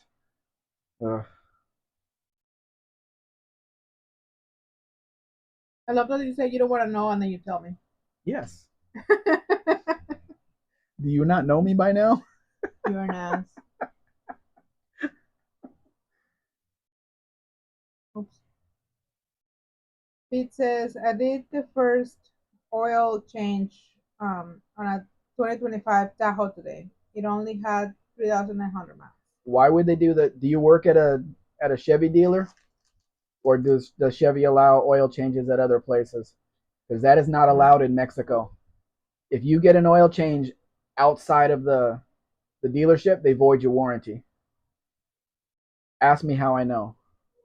Firefly says, I did put together a 1 terabyte flash drive 2 years ago. I should probably use it for the offline library stuff. Yep. Firefly says, for now, it is a multi-box Linux drive. Multi-boot. Sorry. That sounds like Chris stuff. I don't know anything about that stuff. Chris says, Barracuda, one more time, too many. Now I'm not going to come visit New Zealand. Enjoy the economic collapse from lack of tourism. Well, not everybody knows Barry's doing that, Chris. So some people are going to go. There's other reasons to go to New Zealand, I hear. They did some kind of movie or something over there, or a series of movies.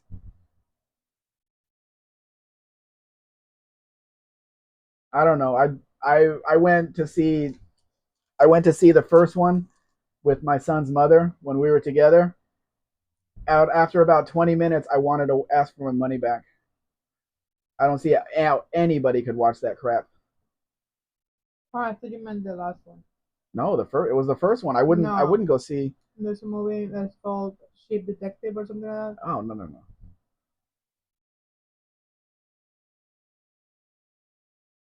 Pete says, I'm allowed to service new vehicle. It was a PPV police Tahoe. Oh, okay.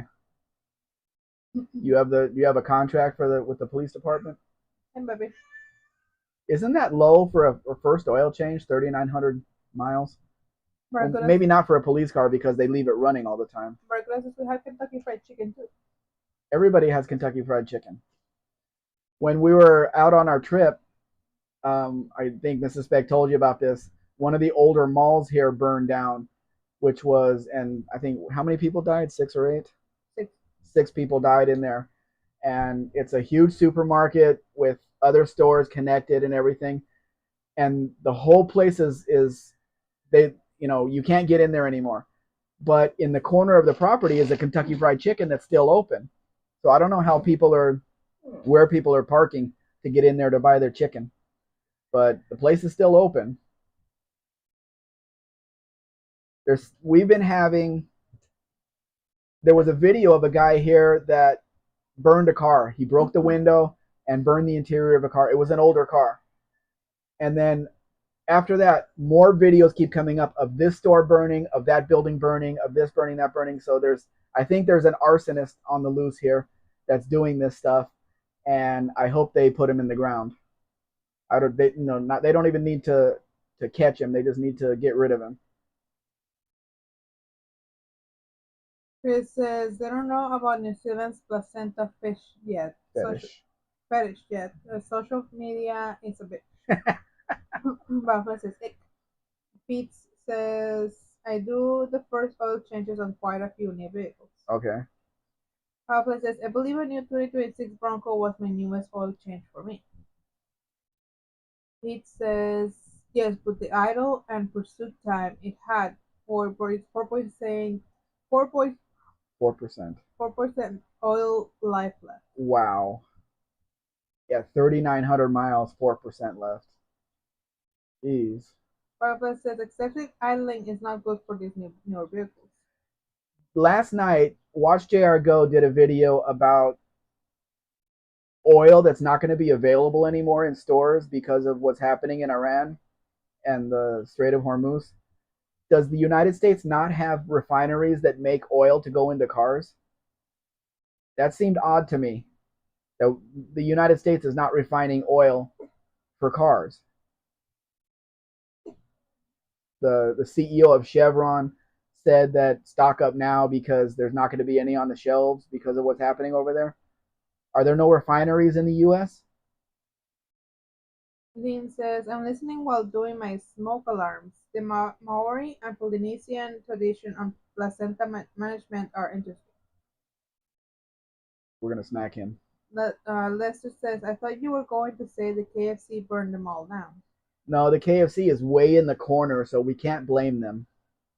No, they don't know yet why the store burned down and did all the damage.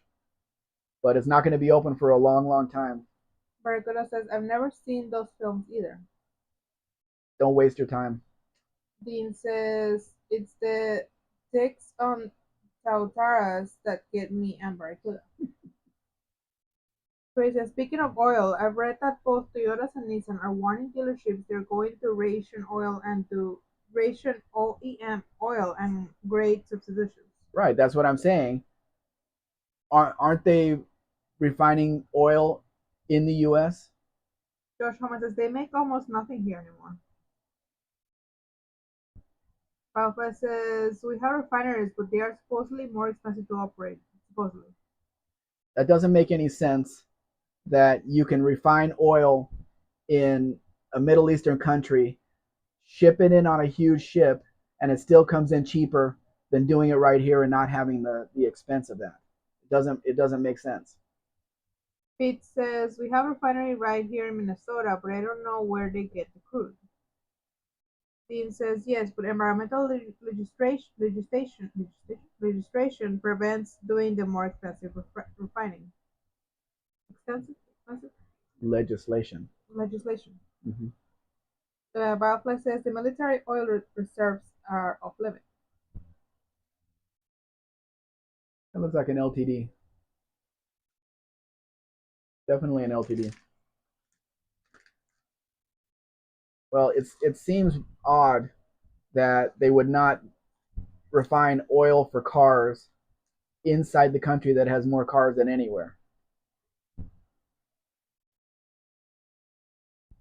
But at least the old cars will stay on the road because uh, John Ross was talking about 0W8 and then 0W16 and 0W20.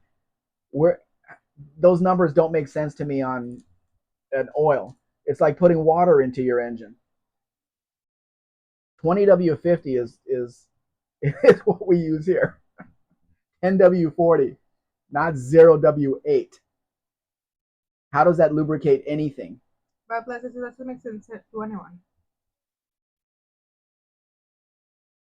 Chris says if you want conventional oil, I'm sure we have capacity for that. But what about synthetic oils? Aren't they made from a totally different base stock?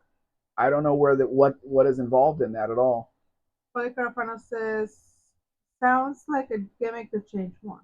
Charge Charge more? more. Yeah, but Barry, buddy, it was the CEO of Chevron saying that. It wasn't Toyota saying that. Because of what the CEO of Chevron said, Toyota is telling their dealers to, on this one interval, you can use a higher grade of oil because the lower grade of oil is not going to be available. So Pete says, I have not heard about any upcoming shortages from my reps. Well, specifically ask them about it to see if they've heard anything because I would like to know. I don't think that's going to affect us here, but you never know. Lester says, this thing has messed up the whole world. Yes, but it's also showing us where things should be made and where they are being made. Because if you have a car culture in the United States, everything for that culture should be made inside the country. Pergola says, and why is olive oil so expensive now? Yeah, I just bought that yesterday. Kind of a Pam, the spray thing, and it was like 12 pesos more than the other. Joshua says it probably doesn't. Alpha says fission, not fusion.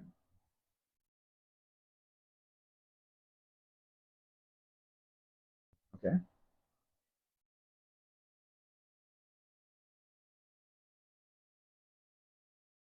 can't remember when I did an oil change on a car. My cars don't go very far. The gold one was an LTD, believe. This is a Ford Mustang. Is that a Ford LTD? My grandpa had a two-door in the early 70s. It had a big tack on the steering column with speed marked on it. He used to disconnect the odometer and reconnect it when he sold them.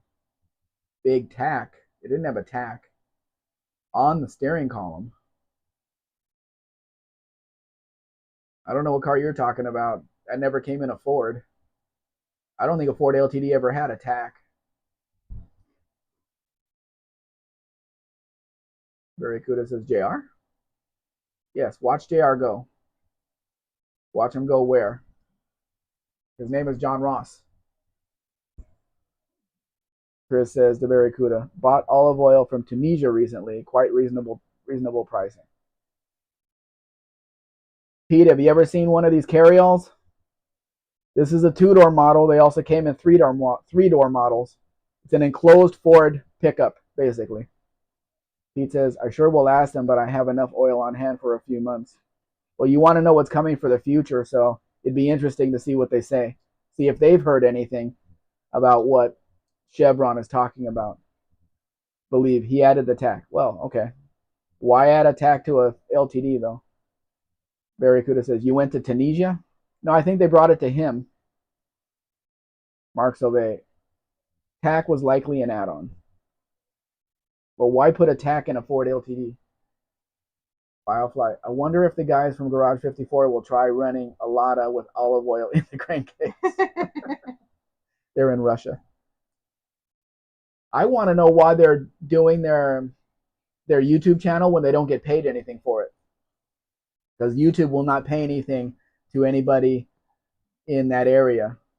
And I know a guy that's in Ukraine that puts out some police chase videos that he gets from other channels. And I thought he was doing it for money, so he could earn a little bit of money. But YouTube was really clear on the fact that they will not pay anybody in Ukraine or in Russia. Although they may have qualified that with certain kind of content, but I don't know. I think it was a sun tack about 4 inches in diameter. Yeah, that's about the one that we all used. Chris says to Barry, solely because they did not eat. I don't know what that is. Oh, okay, yeah, I know what that is. I'm not saying it. Believe, Suntac, I mean. He was a traveling salesman. He would rack up hundreds of thousands of miles in a few years. Those are the best kind of cars. Get a 2-year-old car that has 80 or 90,000 miles on it after you check the transmission. That's the best car you could get. The price is really low. You get an almost new car, and the thing will last forever. Or at least it was. Pete says, one of my friends got a ticket for 163 miles an hour in his LTD with a 460. Wow, that's fast. How did the car handle the vibrations? Was it lifting or anything at that speed? Barry, how about forgetting about Iranian oil and get it from Venezuela? Well, they'd have to set up a whole new system. But what I'm pissed off about is Mexico produces petroleum and then it gets sent to the U.S. for refining and comes back. So it has nothing to do with Iran at all. But yet our prices for premium and diesel went way up. They shouldn't have gone up at all. Biofly, they sell merchandise. I myself have a Garage 54 t-shirt. Oh, really? Maybe I should try that. A Mexican Spec t-shirt with my license plate on it.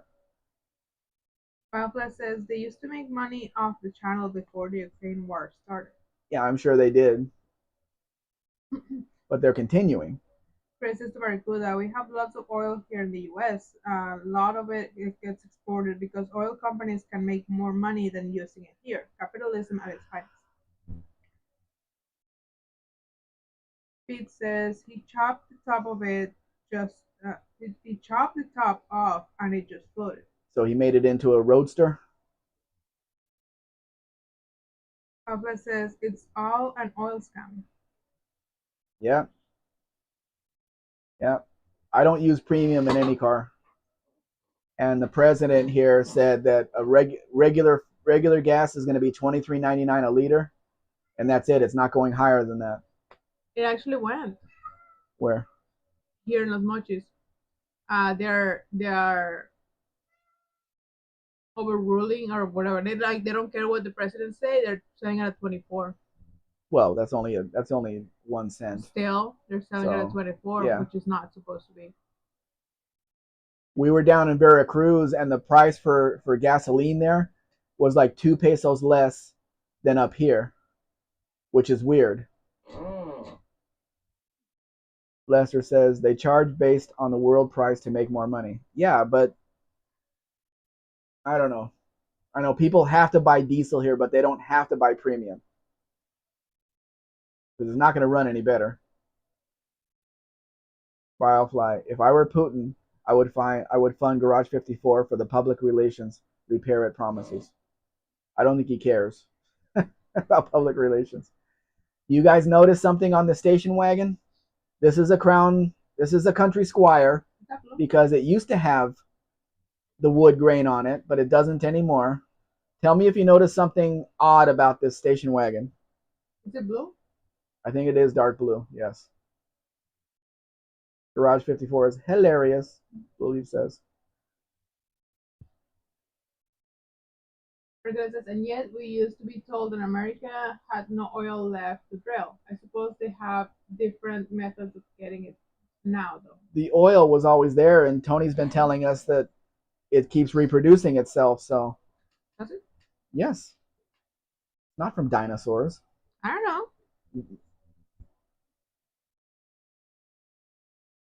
Biofly automatic. They're all automatics. Biofly. Buddy's got it. This because Mercury was not sold in Mexico. They used the Crown Victoria front end and the Mercury Colony Park rear end and sold it that way from the factory. And then other years had the Mercury front end. So I've never gotten into these big cars on what year everything changed. Kind of like the Mustangs. Some had a Capri front end, some had the Mustang front end. Because however you ordered it from the factory or whatever. But you talk about a smooth car on the highway, this is the one to have. Soft seats, soft suspension, and you need soft suspension on Mexican highways. Is the hood open? It looks like it's... Yes. Okay. And they take pictures like that. Crazy. Here's one for you, Dean.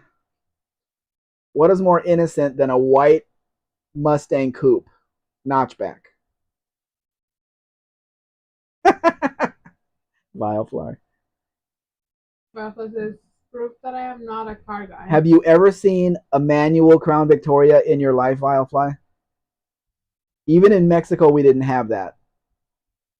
We did have the earlier LTDs, the 70, 73 to 78. Those did come with 3 on the trees. But when they got to the 79 model, the Crown Victorias and the LTDs, there were no more manuals. Chris says, there could have plenty of oil here, but if it's not economical to drill it, then it does.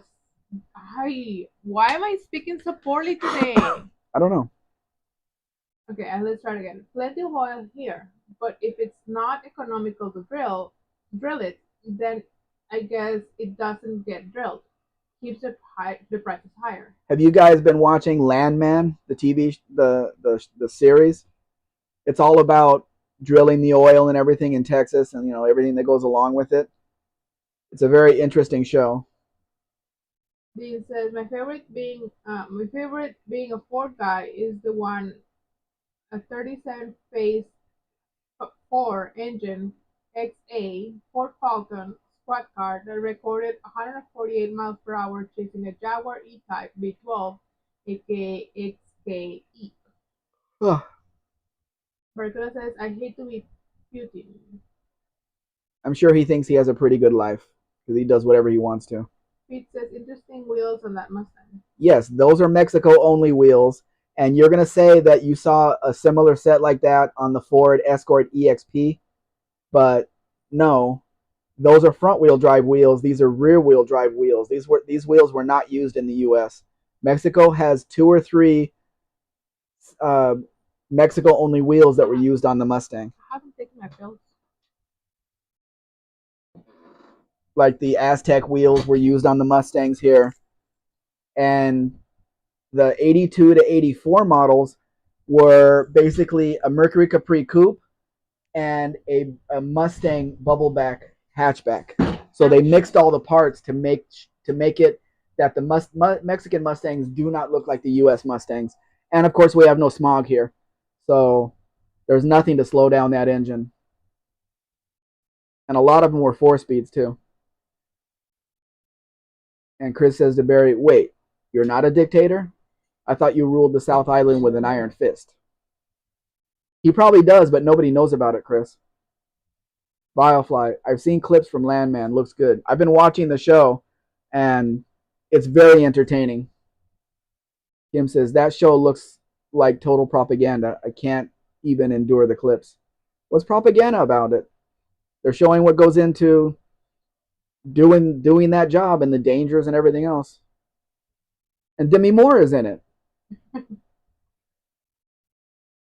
Lester, yeah, LED lights ruin the Mustang. That's the first thing that gets changed out if I buy one of those cars. I find the original headlights and put them back in.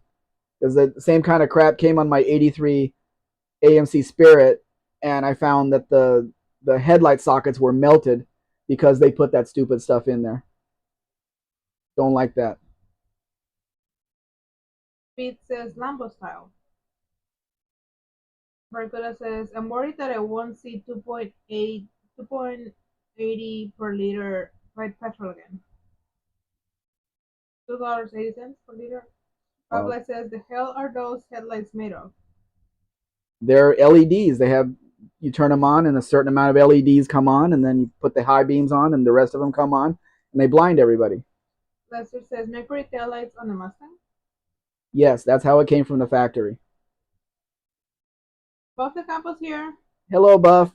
Did you have a nice nap? And he says, I'm late. Barcola says, people started standing up to me, Chris. I've become powerless.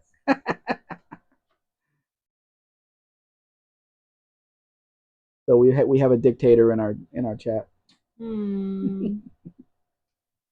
Yeah, Pete. The Mexican cars here, the Chevy trucks. They wanted them to look different, so they used a GMC front end and covered up the GMC letters with a big thing that has the Chevy bow tie on it.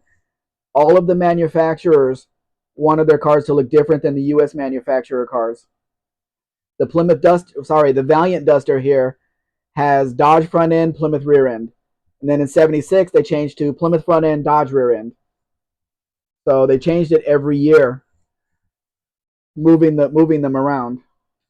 Chris says to Barracuda, you really shouldn't be surprised by that. You're Don't read it. Your thing rationing scheme really backfired on you.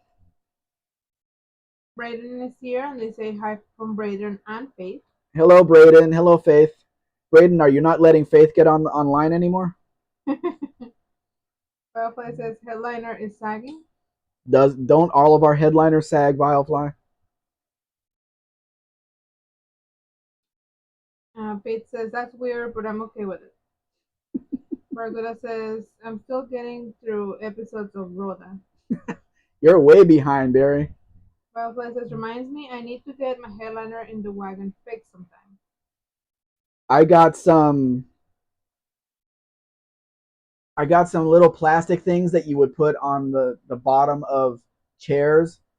I don't even know what you call them. You like pound them in. So that like tacks. Yeah, really big tacks, and that's how I put the headliner back up in my Durango, and it works great. Because the glue on the headliner in the Durango has not held up to the Mexican sun at all. No. Public Campo says went to a car event, drove my car. It was good having good brakes. That's good. Nice. And here we are talking about getting rid of LED lights, and Buff put LED lights all over his 1978 Mercury Zephyr.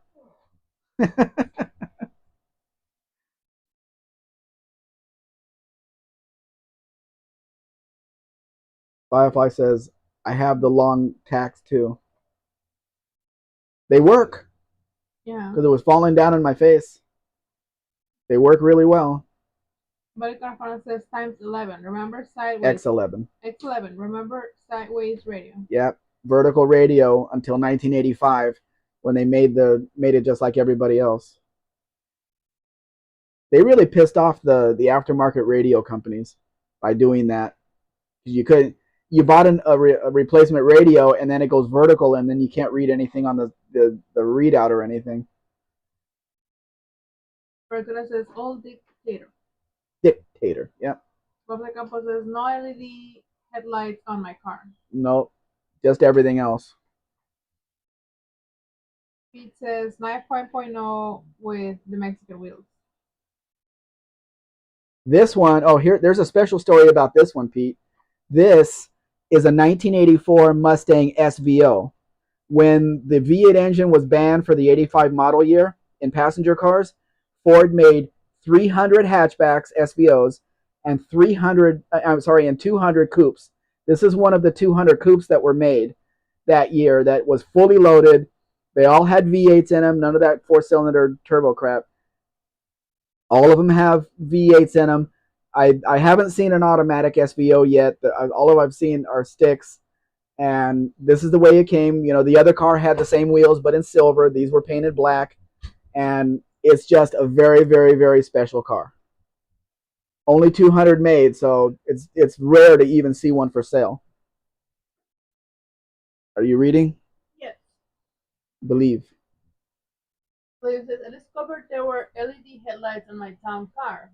Had one lost some, one had lost some brightness, so I bought new bulbs. This explains why the daytime running lights didn't work. Yeah. Fireplace says, Kiwi says to use the same adhesive used for ragtop vehicles and where that glue a wrinkle in place. It could. Yeah. It says, awesome. Bet it's fast. It probably is because like Dean has told us, it's basically a 1968 Ford 302 in there. They didn't lower the compression in Mexico. They never put any smog equipment on it. And I don't know if you know this, but in Mexico, the 1974 Mustang 2 came with a 302 V8 under the hood, whereas they could not put it in the US model because of the smog equipment they had to put there. The smog equipment didn't fit. The car had no smog equipment here, so it did fit here, which is why every Mustang from 1964 and a half to 1984, when they stopped production, had a V8 under the hood in Mexico. They never put a six-cylinder, never put a four-cylinder in them. So every car is a V8 here, every last one of them. Firefly is not skilled enough to be a perfectionist. Braden says the reason why I haven't been on is because I lost my best friend and I am getting myself better so I don't have to be depressed anymore. Well, that's good. I'm glad you're taking care of yourself and not worrying about any of the lives or anything. Chris says to Braden, I'm sorry to hear that, Braden. That sucks. We went through it here in 2021 on Mother's Day. My best friend died, and we had to figure out what we were going to do after that. After 30 years of 30, yeah, 30 years of us basically being together all the time. It was a huge change for me. It says interesting. Marcela says after Rhoda, I'm moving on to Alice. Oh, that's good. Pete, the in the 70s, the gas crisis never hit Mexico. So they never downsized engines, they never put smog equipment on, they never did any of that. So all you have is all engine and all the power. And you know how much you can get out of the 302, you know, with a couple of mods, which makes the car even faster. So this is very good, a great choice. Pete says, what is that on the rear quarter panel? That's a barrel lock to put the alarm on. Because it's Mexico, that was the only alarm that came from the factory on it. And when you park the car, you turn the barrel, and if anybody messes with it, the alarm goes off. Antenna. Maybe I'm talking about something else. I'd have to go back and look at the pictures.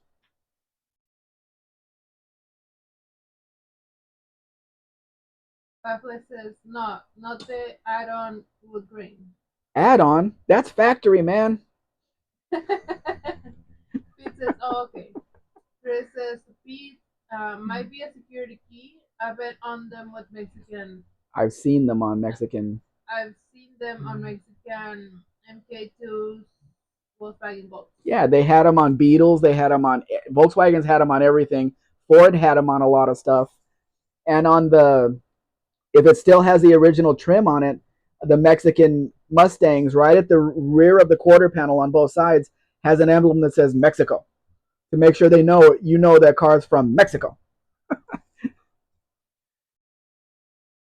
Raiden says, Faith say hi, everyone. She said that she misses being on the live streams. She's healing from her best friend loss right now. She will be back on once she gets better. Okay, tell her to take care from all of us. Take care of herself. Backless says, looks at it on.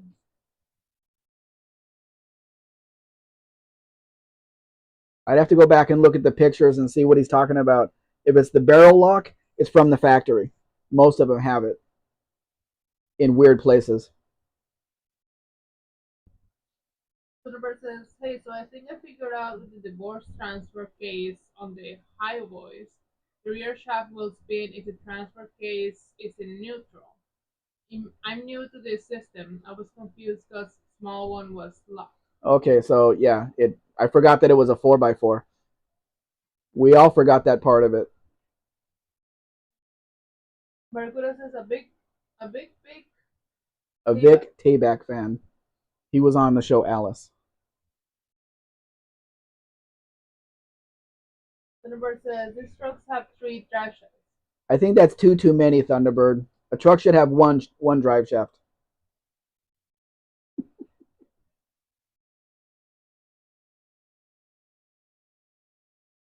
It says to Chris, oh, I see things. Calculator says, oh, they're unkillable 2.2 liter. Yeah, the car's still going. You know, how old is it? 40 something years old, and it's still in decent condition in Mexico. That wagon. Chris says to Barracuda, ever see the episode of Star Trek when he played a gangster?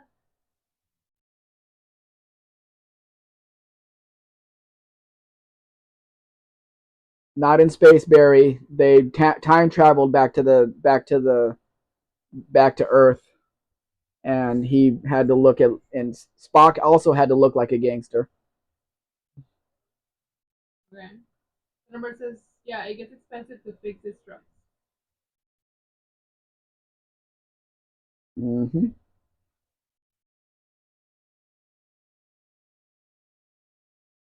Tengo uvas. Yes, you do. Biofy says the Celebrity was another sturdy boxcar. Yes, it was, and the Mexican ones are even better because it has a four-speed manual in it, so you don't have the front-wheel drive transmission to fail. And then you go on to the old Sierra Cutlass that has a 3.1 but has a five-speed manual in it. That's even better for gas mileage.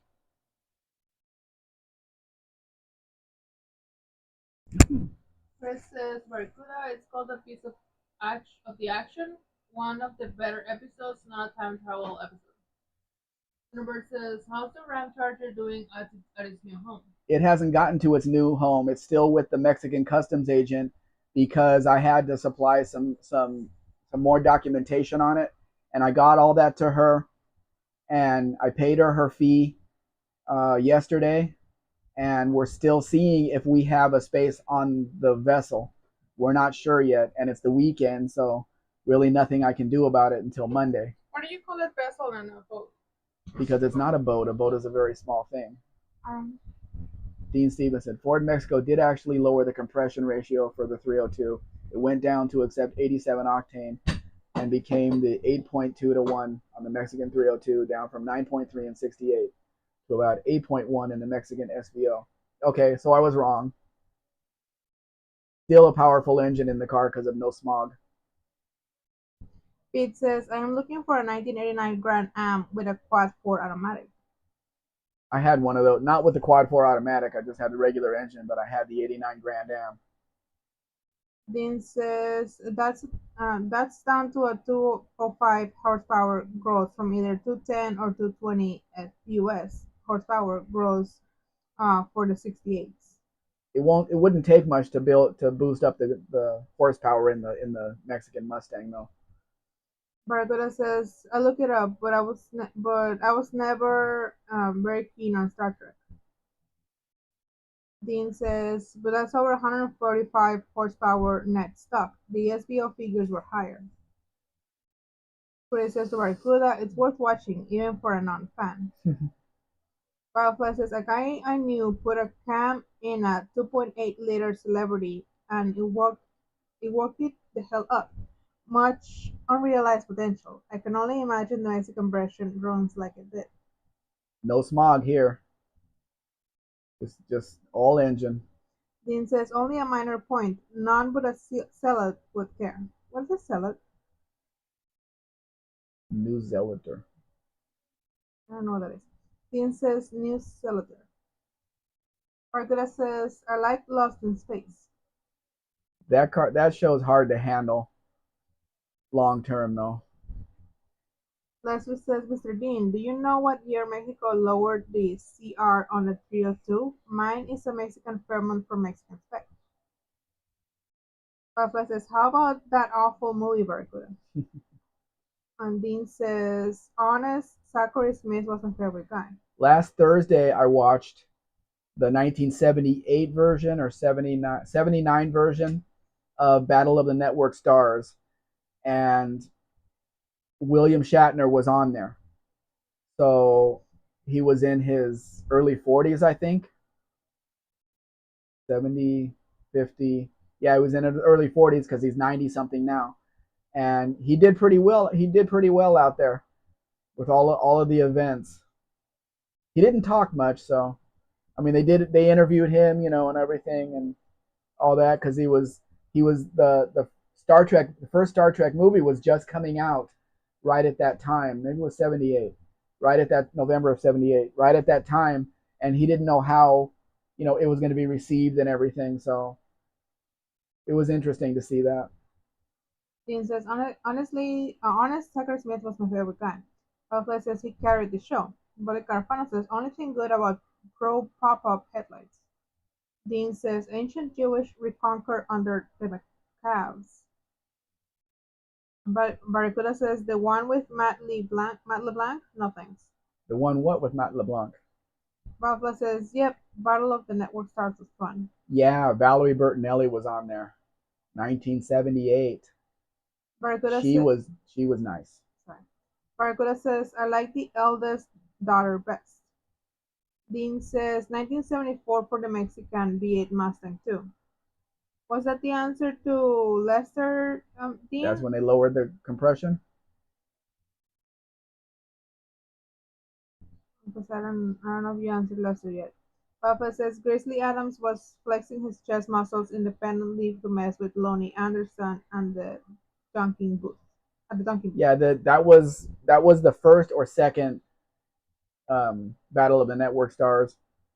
Actually, the first one was Battle of the Network Stars. The second one was they changed the name, and then the third one they came back with Battle.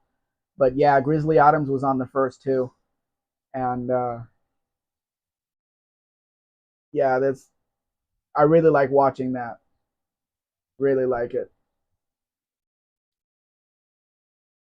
We're almost to the end. So this is a Ram Charger, right? Black SLT, but not a plus. There's no plus there. It doesn't have the leather interior. Braden says, which car made was a gas guzzler? All of them. They all guzzle gas. Every last one of them.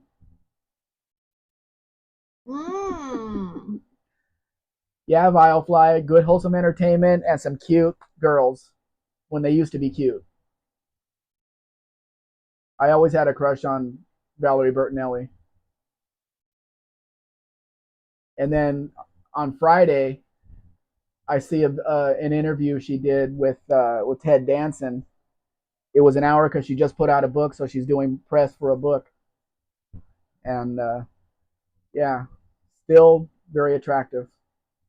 Dean says, well, Mrs. Mexican Spec has a way sexier voice, and I heard is way hotter. Mexican Spec. I can't argue with that, Dean. I have to say that. Yeah, you have to. You're contractually obligated. Yeah, contractually obligated. Barracuda says, I like when Jan Smithers got drunk. I haven't seen that one yet, but in this last one that I saw on Thursday, they had the captains of the teams in the dunk booth, and nobody would go down. It doesn't matter how hard they hit the target. Lou Ferrigno threw it so hard he broke a piece of the target off, and he still didn't go down. I So was right. there was, yeah, it was something really weird about it. It was More Robert Conrad was in there. Canon plays here. Hey Kay, we're right at the end here. Yeah, Robert Conrad was in there, and in the very first one, there was a fight between him and Gabe Kaplan because they cheated in the relay race, and I'm like, tell him to knock a battery off his shoulder. That's what you should do. Knock a battery off Robert Conrad's shoulder. Yeah, he did commercials for one of the battery companies, and he put the battery on his shoulder and says, "I dare you to knock it off. Knock the battery off his shoulder." Okay. But the girlfriend says, hood too shiny for press to paint. Dean says, was she teabag? Okay. Liv says, have a porqué. Double President says, I like to touch Dakota van. Dean says, that's not a Dodge Dakota, that's a Dodge Ram Charger, Braden. Why does everybody think it's a Durango? I don't know. Dean says, it's a Covenant Mexican Inspector. You know the Talmatic rules. Yes. Franklin says, Grizzly Adams was an easy Rider. Rafael says, Rayoback. Braden says, would any of you be able to find an older NASCAR for sale, and for how much? That's in the U.S. There's some that are out there. But Braden, Mrs. Spec and I just drove one of those Ram Chargers down south to be shipped off to Florida. So we had a good time in that truck. I really like road trips. Yeah.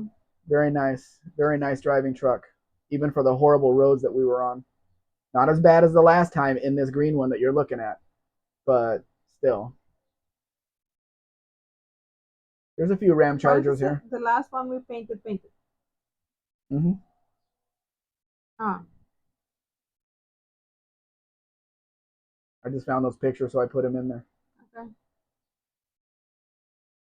This one here is a manual, which is hard to find, but it needs some body work on it. And I published it for the price with all the body work done and new paint and everything. So I hope somebody contacts me about it, because it's a pretty nice truck inside and out, other than it's a silver truck, so that you can't tell at night, which is why he took the pictures at night. But I drove this truck a year ago when it was for sale from the previous owner, and I knew about the damage, which he doesn't show in any of his pictures. He sent me a video of it showing me it's the same one. He showed me the picture, video of the roof. The paint was faded all the way down to the body line, right below the windows. And of course, you're gonna assume that on a silver truck, just like the other guy. We went out there to buy the silver one, and he took pictures inside his garage and outside in the shade, so we couldn't tell that the whole truck was faded. They just like buffed it all out so it looked shiny, but the paint was faded. No, you can tell. No, I looked over the pictures close. What? You can tell it's faded. No, on this one, I'm talking about the one we went out to buy. Right. Yeah, he makes it much harder because he's taking the pictures at night.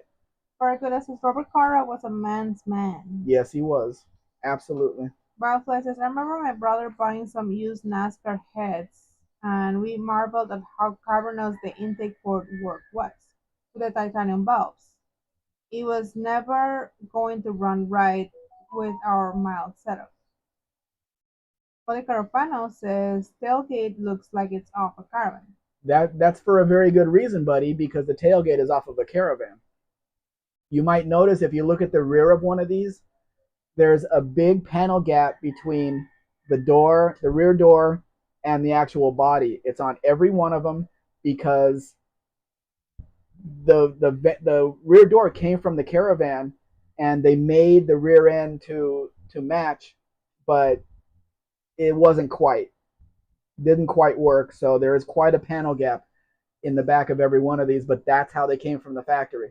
So it's not like they were damaged or anything. That's just how they came. When the first one we ever bought, we brought down from Monterey, and Mrs. Spec and I, we came into Sinaloa right before Mazatlan, and there was we got stopped. They were looking for drugs and money and everything else. So we got out And while I was standing with, some of the head guys at the back, I was joking about, does that rear door look familiar to any of you? That they just took it off of a Caravan and they threw it on here.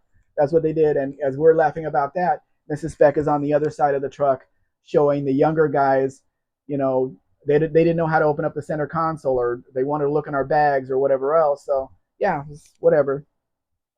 When they stop you like that, they're not only looking for what was in the truck because they had the hood open, they were looking in door panels, all kinds of stuff.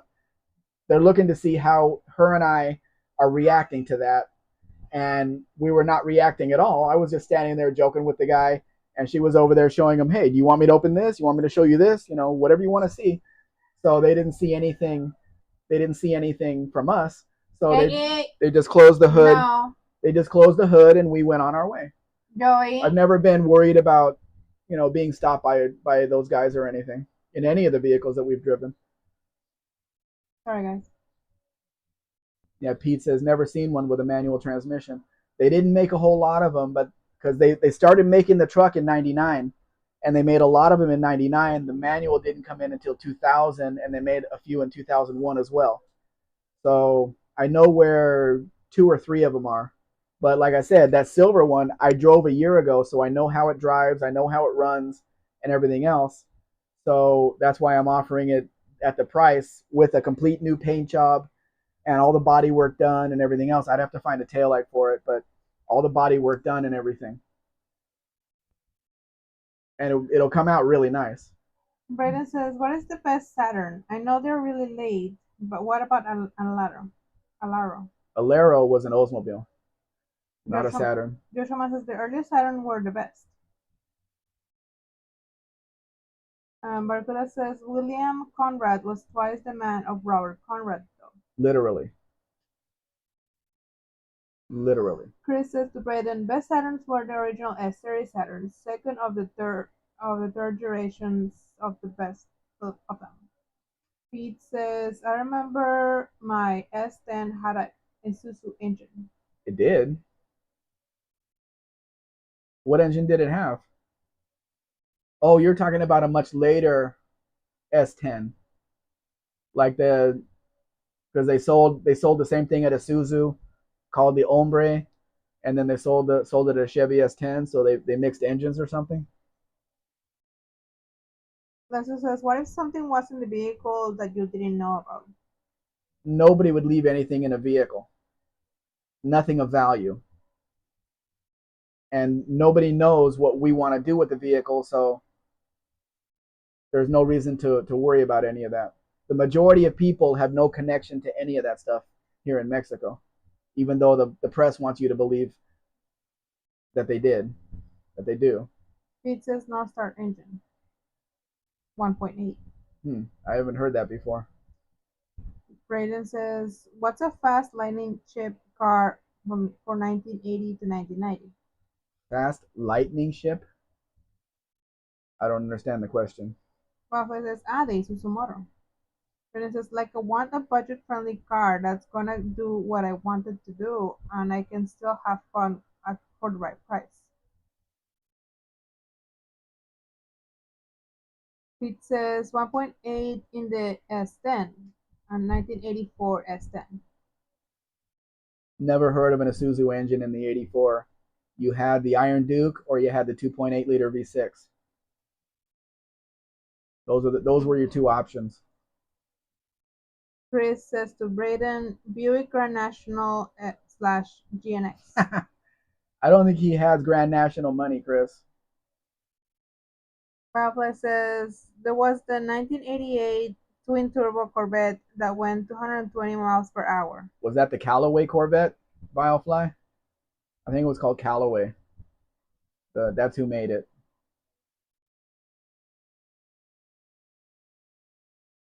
Well, we've been through all of our pictures, and it's been over 2 hours.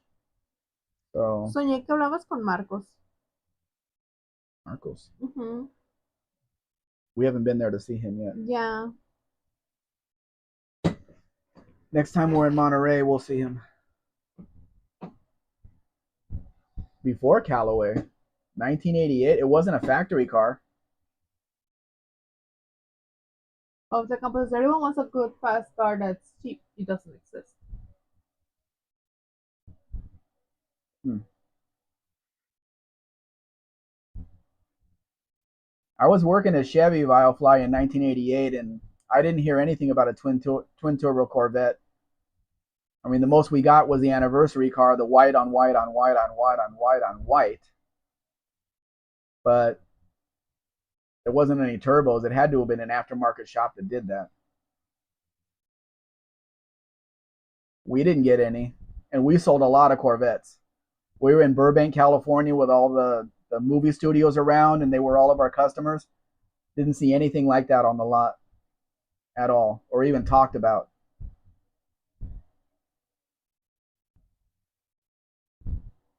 Wait. Pete says, "Thanks, I enjoyed your live stream." Thank you very much for being here, Pete. I Thank hope you you. saw some cars that were interesting.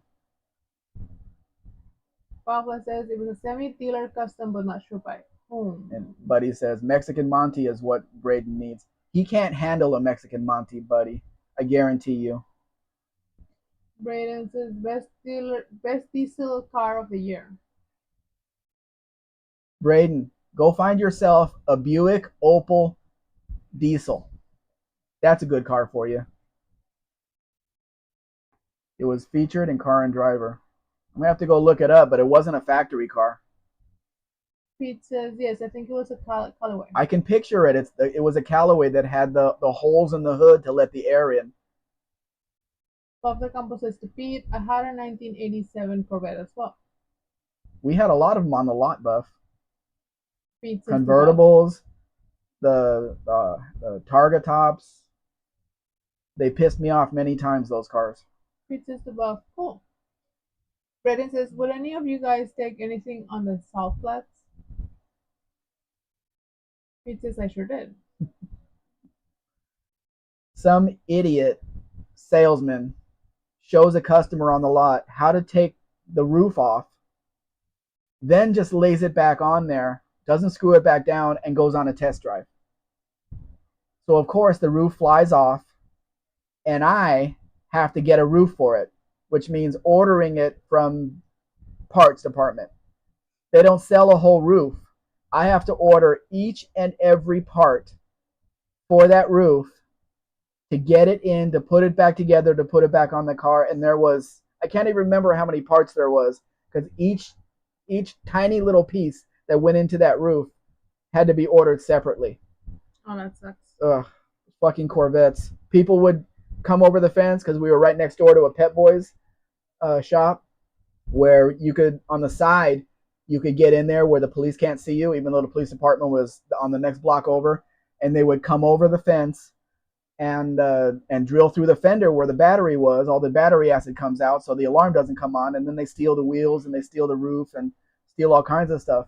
Those Corvettes were a pain in my butt because I had to get all the stuff because I was in charge of the used car lot, and they came to me to get the thing back ready for sale. So ordering all that stuff to put back on the car that they stole, that was my department.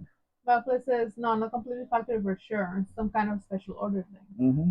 Barracuda says, nobody wants that LinkedIn. Pete says, oh no. Buffalo says, took the roof off, all murder. It's just stupid. Pete says, I didn't like to take the roof off because I was always speeding. Buffalo says, not a Corvette fan. I would, just like everybody else on the lot, I prefer to drive a Caprice. And by the time, let's see, a 1987 model year and 1988 model year, we did not have one new Caprice on the lot. Every one of them had miles from being a demo. And of course, the owner of the dealership would not lower the price because of the miles. He always wanted full price, and we sold every one of them. But I remember a yellow wagon with the wood trim on the side came in, and they were even using that as a demo. But no, we had no new Caprices on the lot to sell because they were the best driving car on the lot. And when somebody came in and said, don't you have a two-door Caprice? And they pointed out a Monte Carlo and said, yep, right there. That's your two-door right there. But the company they should have made the salesman order the parts, assemble them, and put it on the car, then fire him. No, the salesmen weren't intelligent enough to do anything like that. We had another salesman. I mean, they hire like 18-year-old kids. He came in early in the morning, knew where the keys were, took an IROC out and to an empty parking lot, a brand new IROC, and just doing donuts and donuts and donuts, and then brought the car back and put it back where it was. So the tires were ruined, and we had to get that car back in shape. I mean, it's amazing what these people do, what these people did. And he wasn't fired? Of course, he was fired, but that didn't stop. Oh. Had to fix the car. We had cars stolen from the place. We had parts stolen from the place. We got a call. I think it was a Z28 was stolen, and the car was in a carport not far away from the dealership. It had no wheels on it. We had to have it towed back to the dealership and put it all back together, put it back out for sale. Unbelievable, the shit that happened on that lot. Brendan says rat rods are cool. What size engines are you putting in a rat rod? That depends on the person. What 1923 car should I get? None of them. Buffalo says the 1995 Impala SS was very nice when I saw them come out on the dealership. Yeah, very nice cars, but I was gone by then. Buffalo says the Impala SS had much better gas mileage than the V6 S10 pickup. I'm sure it did. It was much more aerodynamic. Oh, jeez. We had the IROC, we had the 5.7 IROCs, we had the Corvettes. 86 was the first year for the Corvette convertible. They didn't make very many. It was like a test. Then they started coming out, a lot in 87. So we got them in. We had the Monte Carlo SSs. We had the last of the El Caminos. We had the last of the square bodies because the OBS trucks in 88, March of 87 came out the 88 model year and flooded the lot with every model of the half-ton trucks, and they sold like crazy. People wanted that new truck. Hey, it's an 88 and we're in 1987. Yeah, everybody wanted those trucks, and nobody could figure out how to lower them because they had a new suspension in them. It was a very interesting year, 1987, to be at the Chevy dealer because the new Berettas came on the lot, the new Corsicas came on the lot, the whole new Chevy truck line came on the lot. But it was very interesting when I started working there in January of 87 that the square body Chevy pickup was always an old truck to me from 1973. And I'm watching them come off the transports. They're brand new trucks, but they're the same as a 1973. They're the same truck, but they're brand new. It was weird. It was weird for me doing that. Same thing with the Caprices because they had been the same since 1980. Same exact car. Pete asked me how old I am. How old are you? I am 59, Pete. Are you? Yep. You're lying. I am absolutely 59. Both of me. I didn't bring my mosquito zapper. They're biting on me.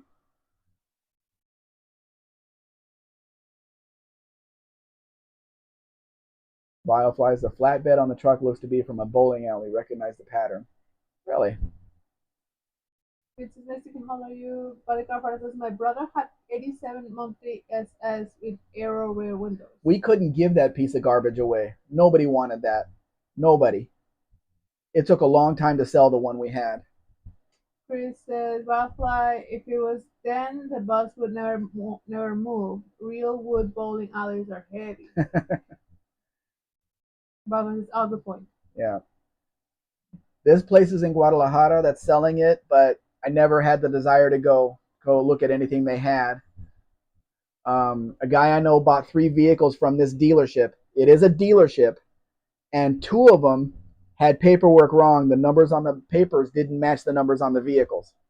So I'm not really anxious to go buy anything from them. But it's hard to get numbers on a Volkswagen wrong. They're stamped into the frame into the body.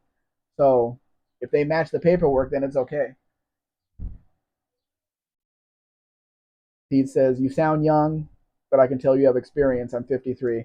Well, I started buying my first. I bought my first car when I was 15, and she is sitting out in my backyard here. '63 Plymouth Fury, four-door sedan, Commando 361, push button automatic, of course. And I never stopped since then. I love old cars. Have had most of the '60s cars I've had, including hearses, ambulances, limousines, all of that stuff. And what I do now as a business is buying cars for other people. So I don't have to keep them here. I get to go buy them, deliver them, and then I go on to the next one. What? I can tell you're having fun.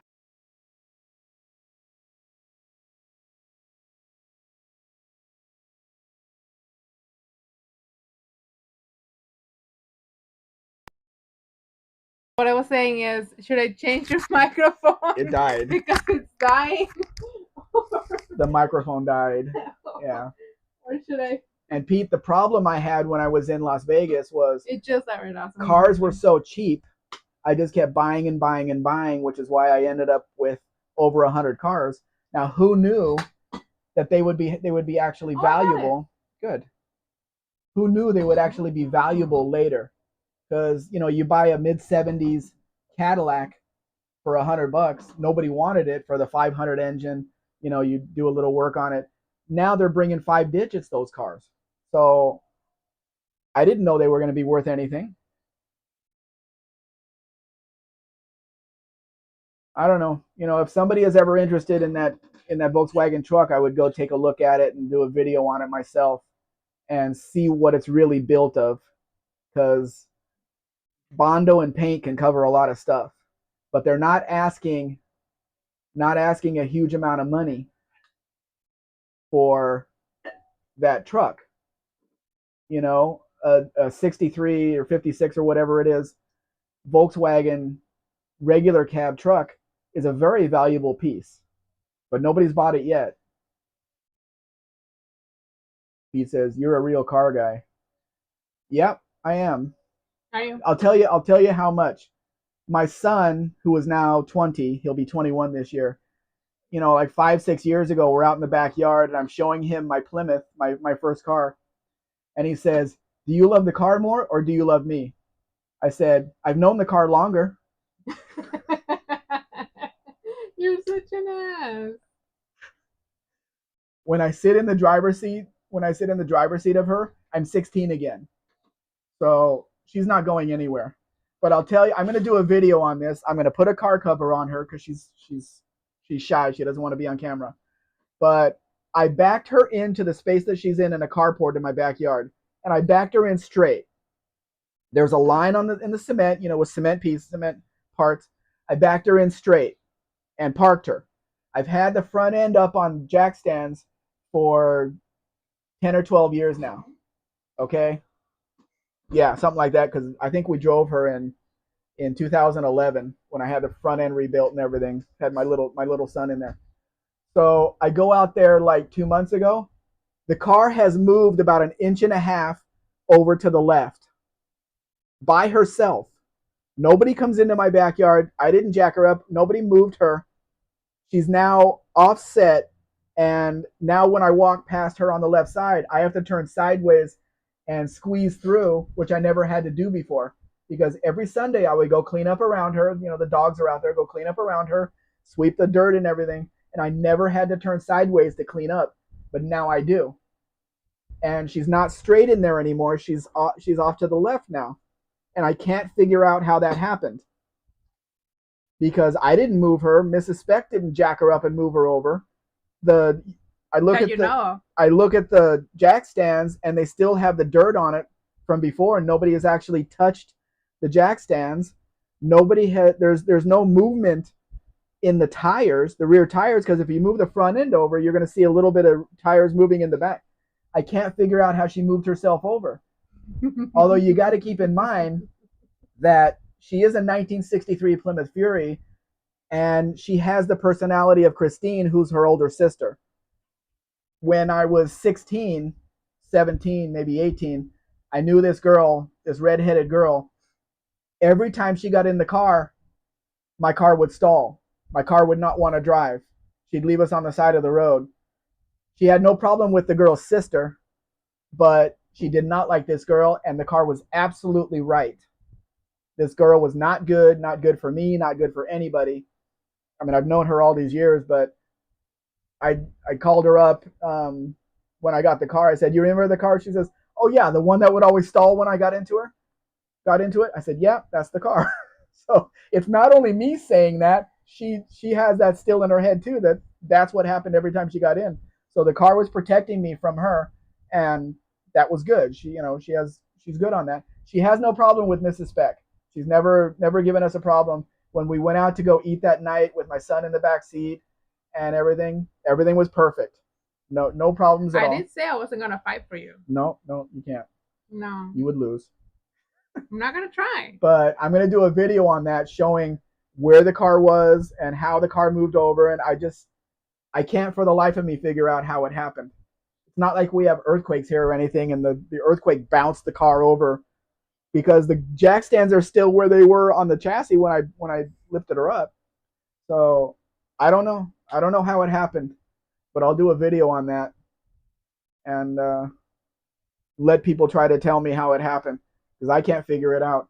In order for me to have put her where she is, I would have had to back her up to the back wall, turn the steering wheel, bring her out to the left a little bit, straighten out the steering wheel, and then put her up on a jack stand there. But that's not what I did because I backed her from the front of the yard all the way to the back straight in, which lined up with the line in the cement.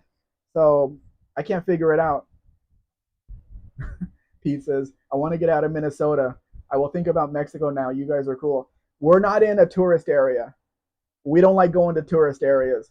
The people that live in the tourist areas and deal with Americans, expats all the time, they're always trying to get money from them. So they have a different personality. They're different kind of people than the people that live in these small towns because I'm in a fairly small town. And people here are just generally very, very nice. Sometimes they look at me because I'm white and they don't even try to understand my Spanish, which is why I have Mrs. Mexican Spec. They understand her Spanish and it sounds the same to me. No, it's not. It's definitely not. Nobody. The house, she's out in the backyard. It has nothing to do with the house. I can't figure it out. I don't know. I honestly don't know. I honestly do not know. Luis is here. Hey, Luis. Hey, Luis. He lives in Venezuela. Oh, hi. He's always on buffs, but he never comes in here. This is the first time he's ever been here. To what do we owe the honor, Luis? And we're just ending it right now because we're going through the cars the second time. But when you deal with these old cars, things happen, right? I still can't figure it out. I walk around her and I tell her, I'm going to figure it out. You're going to tell me sooner or later how you did this. She's laughing. I'm sure she is laughing at me. I think what's happening is what happened was when I bought her when I was 15, it took me 7 months to get her running, right? So I was 16. When I was 17, I bought a 68 Buick LeSabre and I put on the license plate. It was a birthday gift to myself. So that's what started. Instead of me completely fixing her, I kept buying the next car, the next car, the next car, the next car. And we're 40 years later and I'm still doing the same thing. I'm still buying more cars, but this time they're not for me. I got to make sure she knows this. These cars are not for me. They're a business. And hopefully I'll get enough money where I can start fixing her. I got to do her brakes again. And for some reason, all the fluid leaked out again, which happened many times. All I did was put new fluid in the master cylinder, pumped up the brake pedal a little bit, and she's fine. Always happened like that. Kim is leaving. She says she was going to live in about 30 minutes. Really? Is it that late? Yes, it's 6:30 right now. Okay, well, 6:30 here, but they're 2 hours later, so it's 8:30 there. Okay, Kim, I know you're telling us to get off, so we're going to. So I always bought more cars. She was sitting in back of my dad's house in Las Vegas. I ended up with 100 cars, and when you buy 69 Mercury Marquis convertible comes up for $600, you're not going to buy it. Maybe. When are you going to find one of those again? So I think she thinks I'm doing the same thing, but I don't know. But I put her original wheels back on, her original her original hubcaps back on, white wall tires. She looks really good. But basically, she's exactly how she was when I bought her in 1982, where she's running on 7 cylinders. She has a burn valve in one of the cylinders. You can hear it when the car's turning over. She runs fine, has plenty of power. I've never needed to do anything about that. Radiator's good, fuel pump's good, everything's good on her. I haven't replaced any of that ever, even had it serviced or anything. So, Chris is also leaving. okay, Chris, And Bob. thank you for being here. Yeah, Buff has to head to the shop. So I think they're telling us that we need to get out of here and maybe make something for dinner or something. Mm-hmm. Or there's always a bathroom. So goodbye, everybody. Thanks for listening to my stories. Thank you for joining us. We'll see you tomorrow at tomorrow we'll be on at 8:15 Pacific time after Jamie goes off. So good night, everybody. Thank you for joining us. Bye bye.